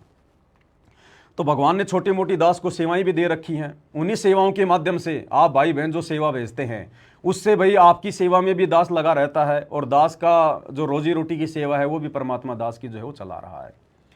तो दास के घर में जो भी आइटम है, जो भी साधन है, अपने भगवान कोई फालतू की चीज़ें तो होनी नहीं है। तो जैसे भाई परमात्मा के लिए जो भी आवश्यक वस्तुएं हैं, मालिक का बेड है जो अपन सभी भाई बहन लाई मिलके, परमात्मा के लिए 24 घंटे उनके रूम में जो है वो एसी चलती रहती है, वो भी आप सब भाई बहनों के जो उनके सहयोग से हो रहा है। सब कुछ आप भाई बहनों के सहयोग से हो रहा है, परमात्मा करवा रहा है। तो दास तो केवल ये पूछना चाह रहा था कि भाई अपने परमात्मा के ऊपर, सदगुरु रामपाल जी भगवान के ऊपर अगर ये चवर दास अगर करना शुरू करे, क्योंकि अभी तक तो हम खाली लकड़ी वाला कर रहे हैं, नॉर्मल वाला ही कर रहे हैं। अगर ये जो कि आप सबकी सेवा से, आप सबके सहयोग से दास के घर पे जो परमात्मा का जो दरबार लगा हुआ है, मालिक का बेड लगा हुआ है, हर चीज़ परमात्मा के लिए आई हुई है, उनके कपड़े लत्ते से लेकर हर चीज़, तो दास चवर चेंज करने की सोच रहा था। अगर आप सभी भाई बहन अगर आप लोग अगर एक मत हैं, किसी को कोई ऑब्जेक्शन नहीं है, तो ये 1500 वाला जो चवर है, ये परमात्मा के ऊपर श्रद्धा भाव से दास ये कर सकता है या नहीं कर सकता है। इसको देखकर कोई भगत भाई बहन मन में फिर दोष पैदा ना करे कि देखो जी पवन भगत जी तो महंगा महंगा चवर ला रहा है, फलाना है, दिखना है, हम भी लाएं, ये भी करें। तो कोई अपने मन में हीन भावना ना लेके आए, निराश भावना ना लेके आए। अन्यथा मुझे कोई जरूरत नहीं इन चीज़ों की, मेरा भगवान कोई लाख रुपए के चवर से प्रसन्न होने वाला नहीं है। ये तो भगत के ऊपर है कि भगत किस भाव से लेता है। भगवान नहीं कहता कभी कि मेरे ऊपर तू लाख रुपए का चवर कर या तू मेरे ऊपर चवर भी कर। ये तो भगत ने, अब गुरुजी ने हमें कब कहा कि भाई तुम मेरे बेड लगाओ, तुम मेरा प्रकट दिवस मनाओ, तुम मेरी आरती उतारो, लेकिन ये भगत के ऊपर निर्भर करेगा। अब तो उस हिसाब से दास आप जियों को थोड़ा सा ये आपकी नॉलेज में निकाल रहा है। बाद में दास आपके कमेंट्स वगैरह पढ़ेगा सबके। अगर आप सबकी सहमति होगी, आप सबकी अनुमति होगी, तो ही हम अपने मालिक पे, अपने गुरुदेव भगवान पे, अपने पिताजी के ऊपर इस चवर से चवर करना शुरू करेंगे। और दूसरा क्या भाई, दास के घर पे अगर भोग लग रहा है तो उस भोग लगाने का जो पुण्य है वो अकेला मुझ पवन दास को नहीं मिल रहा, क्योंकि मुझ पवन दास की तो उसमें चवन्नी भी नहीं है, आप सब भाई बहनों की सेवा शामिल है। तो पवन दास के घर पे जो भी भक्ति क्रिया होगी, उस भक्ति क्रिया का परमात्मा पूरी संगत में बंटवारा करते हैं, जिस जिसकी जैसी सेवा लगी हुई है। गुरु जी को भोग लगना, गुरु जी के लिए कोई भी सामान आएगा, कुछ भी होगा, तो यहां जो भी भक्ति क्रिया होगी, परमात्मा उसी रेशियो में जिस जिसकी जितनी सेवा लगी हुई है, उसी अनुपात में परमात्मा उसका प्रतिफल सबको देता है। इसलिए दास कह रहा है, और इसलिए आप सबकी अनुमति, आप सबकी रजामंदी दास ने लेना ये उचित समझा भाई और बहनों। तो आप तो ये चीज़ें तो आप जी जो है कमेंट्स में लिख देना, कोई बड़ी बात नहीं है। बाकी मुझे कोई शौक नहीं है इस चीज़ का या कोई ये चीज़ें कोई दिखावे के लिए थोड़ी है, कोई मान बढ़ाई के लिए थोड़ी है कि साहब अब पवन दास ने अगर हीरे मोती वाला चवर करना शुरू कर दिया तो पवन दास कोई देवता बन गया। 2 कोटि के जीव हैं, जीव के जीव रहेंगे, लेकिन ये तो अपने श्रद्धा भाव को प्रकट करने के लिए है। आज अगर आपको कोई कहे, आपको यदि आज गुरुदेव कहे कि बेटा मेरे लिए कुर्ता पजामा लेके आओ, तो अब आप क्या करोगे बताओ? गुरुदेव ने ये तो नहीं कहा कि मेरे लिए तुम जो मतलब कि 20,000 रुपये मीटर वाला लेके आओ, या मेरे लिए फला फला दुकान से लेके आओ, या 1 नंबर का लेके आओ। नहीं कहेंगे ना गुरुजी। गुरुजी ने क्या कहा कि बेटा मेरे लिए कुर्ता पजामा लाओ, सिलाओ, बस इतना ही कहेंगे परमात्मा। अब ये भगत के ऊपर है, क्या वो भगत नॉर्मल लेके आएगा? क्या वो भगत अपनी औकात से बाहर का नहीं लेके आएगा? उसकी औकात नहीं है तो कि 2-4 भगत भाई बहन आपस में मिलके सलाह मशवरा करके अपने भगवान के लिए 1 नंबर की क्वालिटी का कुर्ता पजामा नहीं लेके आएंगे क्या? अब ये भगत के ऊपर हो जाता, फिर परमात्मा नहीं कहेगा कि मेरे ऊपर हीरे मोती वाला चवर करो या नॉर्मल चवर करो या तुम चवर भी करो ना। ये फिर भगत भाई बहनों के ऊपर, उनकी श्रद्धा पे, उनकी आस्था पे, उनके विश्वास पे, उनकी लगन के ऊपर है। तो हमें तो ऐसी कोई दिक्कत नहीं है। आज से पहले परमात्मा पे 800 रुपये वाले से चवर हो रहा है। बस ये थोड़ा सा, क्योंकि दास के पास जो भी कुछ है, जो भी कुछ चल रहा है, जो भी सेवा हो रही है, सभी भगत भाई बहनों के सहयोग से हो रही है, इसलिए दास आप लोगों से पूछना चाहता है, क्योंकि ये चीज़ जो बल्कि प्रत्यक्ष दिखाई देगी। और भी सामान दास लाता है, आप लोगों से नहीं पूछता क्योंकि वो प्रत्यक्ष नहीं है, लेकिन ये सबको दिखाई देगी, ये प्रत्यक्ष दिखाई देगी। इसलिए दास आप सभी भाई बहनों से पूछ रहा है कि कल को मन में कोई शंका पैदा ना करे। ज़्यादा महंगा भी नहीं है, 1450 रुपये का ही है। 2 तो मेरे को 1500 के मिले थे, फिर मैंने रेट वगैरह ट्राई करी, फिर ये मैंने दिल्ली से मंगवाई हैं, 1450 रुपये का ही है। तो मुझे भी अंदर से प्रेरणा हुई कि भाई भगवान है, भाई परमात्मा है, क्या हमारी इतनी भी औकात नहीं है क्या कि एक थोड़ा ढंग का सा चवर भी अपने भगवान के ऊपर लगाएं। इसलिए दास ने आप सभी भगत भाई बहनों से पूछ लिया। हालांकि जिनको मंगवाने हैं, जिनको चाहिए, वो मंगवा सकते हैं, कोई दिक्कत नहीं है। और जिसके घर पे जैसा चला गया, करो मालिक की सेवा, कोई दिक्कत नहीं है। और आपको एक्स्ट्रा चाहिए, अगर उसके अलावा ऐसा चाहिए, इससे भी महंगा चाहिए, कोई दिक्कत नहीं है। दास को व्हाट्सअप करो, दास आपको भेज देगा, नो प्रॉब्लम, कोई दिक्कत नहीं है। लेकिन हमने देखा देखी नहीं करनी किसी की, ये संदेशा दास ने देना था आप लोगों को। क्योंकि जैसे मैंने परसों लाइव में दिखाया ये वाला चवर, तो कईयों के आ गए ऑर्डर, भगत जी मुझे भी भेजो, मुझे भी भेजो, मुझे भी भेजो। हालांकि सबको भेजेंगे, कोई दिक्कत नहीं है, लेकिन एक देखा देखी के हिसाब से ऑर्डर नहीं करना। इस भाव से अगर आप ऑर्डर करते हो कि भाई मेरा भगवान है, कोई सामान्य वस्तु थोड़ी है, सामान्य संत थोड़ी है। मैं तो अगर अपने, कहते हैं ना कि भाई मैं तो अगर अपने शरीर की खाल उधेड़ के अगर उनके पैरों की अगर जूतियां बना दूं चमड़े की, तो भी मेरे लिए थोड़ा है। तो वो एक श्रद्धा भाव के हिसाब से आप जो मर्जी मंगवाओ, जो मर्जी करो, वो एक बात अलग है। लेकिन ये देखा देखी के हिसाब से नहीं होना चाहिए बिल्कुल भी कि मैं भी वैसा मंगाऊं, मैं भी वैसा मंगाऊं। नहीं तो फिर वो मन बढ़ाई आ जाएगी, फिर देखा देखी वाली चीज़ फिर परमात्मा स्वीकार नहीं करेगा। तो बाद में मैं आप लोगों के कमेंट्स पढ़ूंगा, अगर परमात्मा दया करेंगे तो मैं इस चवर से शुरू करूंगा, अन्यथा कोई ज़रूरी नहीं है। भगवान तो भक्ति से प्रसन्न होगा, भगत की मर्यादाओं से प्रसन्न होगा। ये बाकी जितनी भी ये क्रियाएं हैं, ये तो एक्स्ट्रा क्रिया है, अपने आप को भक्ति में लगाए रखने के लिए, इस मन पापी का ध्यान भटकाए रखने के लिए, अपने गुरुदेव को प्रसन्न करने के लिए, उनके अंग संग जो है बने रहने के लिए। ये तो एक्स्ट्रा भक्ति क्रिया है जो हमारा मन नहीं भटकने देंगी। तो बस यही थी। और बाकी पार्सल वगैरह धीरे धीरे सभी भगत भाई बहनों के लग रहे हैं, थोड़े दिनों में सबके लग जाएंगे। बाकी रोज़ाना नए नए जो आ रहे हैं एड्रेस, उन सबको भी धीरे धीरे इसी प्रकार से भेजेंगे। और मेन चीज़ अपनी भक्ति है भाई और बहनों, मेन चीज़ अपनी भक्ति। परमात्मा कहते हैं कि सुमरण से सब होत है, ऐसी कुछ वाणी है परमात्मा की, सुमरण से भला होएगा, नात्र भला ना होए। सुमरण मतलब ये भक्ति, जो भक्ति क्रिया दे दी हमें गुरुदेव ने, तीनों समय की आरती दे दी, थोड़ा विधि विधान से करें, सही तरीके से करें, श्रद्धा भाव से करें।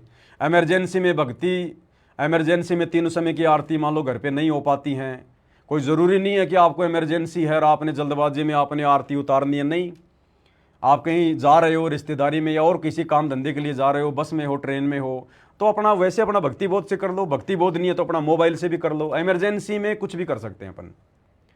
अगर घर पे हैं, सही व्यवस्था है, तो अपनी आरती उतारो मालिक की, शांति से बैठ के या खड़े होके भक्ति बोध लेके या जैसा भी है वो करो। लेकिन बात बनेगी, कहने का मतलब है भक्ति से, तीनों समय की आरती सुमरण करना, जो भी सेवा हाथ लग जाए वो सेवा करना, पांचों यज्ञ परमात्मा ने दिए अपनी यज्ञ करना, और अपनी मर्यादाओं को बचा के रखना। अगर मर्यादा टूटी तो भाई और बहनों, चाहे कितना ही श्रद्धा भाव दिखा लेना, कितनी भक्ति कर लेना, कितना ही कुछ कर लेना, मोक्ष नहीं मिल पाएगा। भक्ति के प्रतिफल में परमात्मा राजा बना देगा, महाराजा, देवता, महादेव बना देगा, लेकिन जो मेन जो हमारा टारगेट है वो अधूरा रह जाएगा।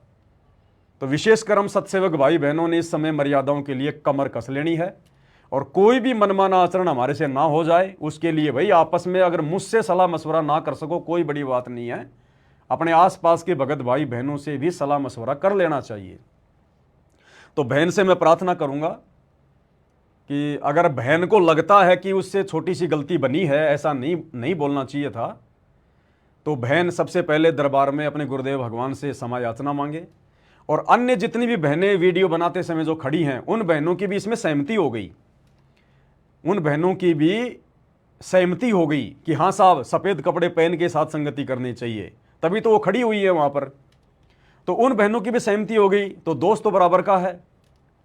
इसलिए वो बहनें भी, अगर उनको लगता है कि उनसे गलती हुई है, उन्होंने बहन की हाँ में हाँ नहीं मिलाना चाहिए था, थोड़ा बहुत बुद्धि विवेक का इस्तेमाल करके उनको समझाना चाहिए था, क्योंकि लोगों को गले में टांगने से भला नहीं होगा, लोगों के ऊपर जो 16 भगत के आभूषण हैं उनको अपने ऊपर धारण करने से फायदा होगा। तो उन बहनों को भी थोड़ा परमात्मा से माफ़ी मांगनी चाहिए और आगे के लिए थोड़ा सावधान रहे हैं। बाकी सबके अपने अपने विचार हैं। दास से अगर कोई भूलवश कोई त्रुटि हुई हो कोई बोलने में या समझाने में, तो दास आप सभी माता बहनों से क्षमा प्रार्थी है। बाकी देखो, मुझे जितनी ज्ञान आधार से प्रेरणा होगी या परमात्मा दया करेंगे, तो मेरा फर्ज है कि भाई देखो किसी भगत भाई बहन की भक्ति ना बिगड़े, परमात्मा हमारी किसी भी हरकत से नाराज ना हो। तो थोड़ा देख लेना जैसे भी आपको परमात्मा प्रेरणा करें, और आगे के लिए हम सावधान रहें, अब हम काल को गलतियों का मौका ना दें। तो आज के वीडियो में गुरुदेव के आशीर्वाद से केवल इतना ही, फिर परमात्मा दया करेंगे, फिर आपकी सेवा में हाजिर होंगे। तब तक गुरुदेव भगवान हम सबको आज्ञा दें, इजाज़त दें, आशीर्वाद दें। बंदी छोड़ सतगुरु रामपाल जी भगवान की जय हो।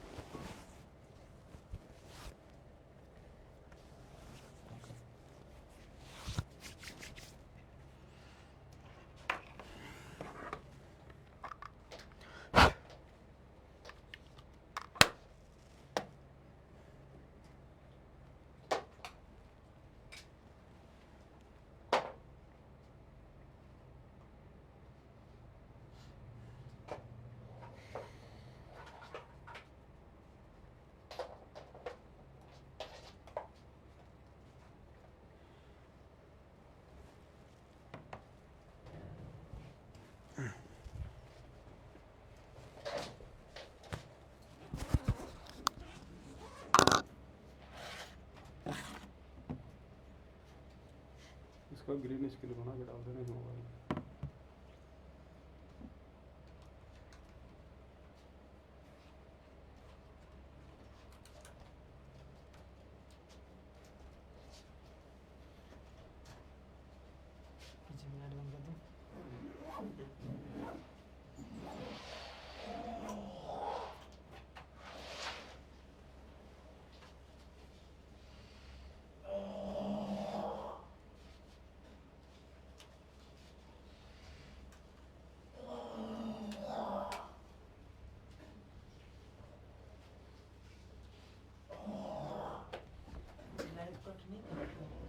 लैब कट कर दिया दिख रहा था क्या सबसे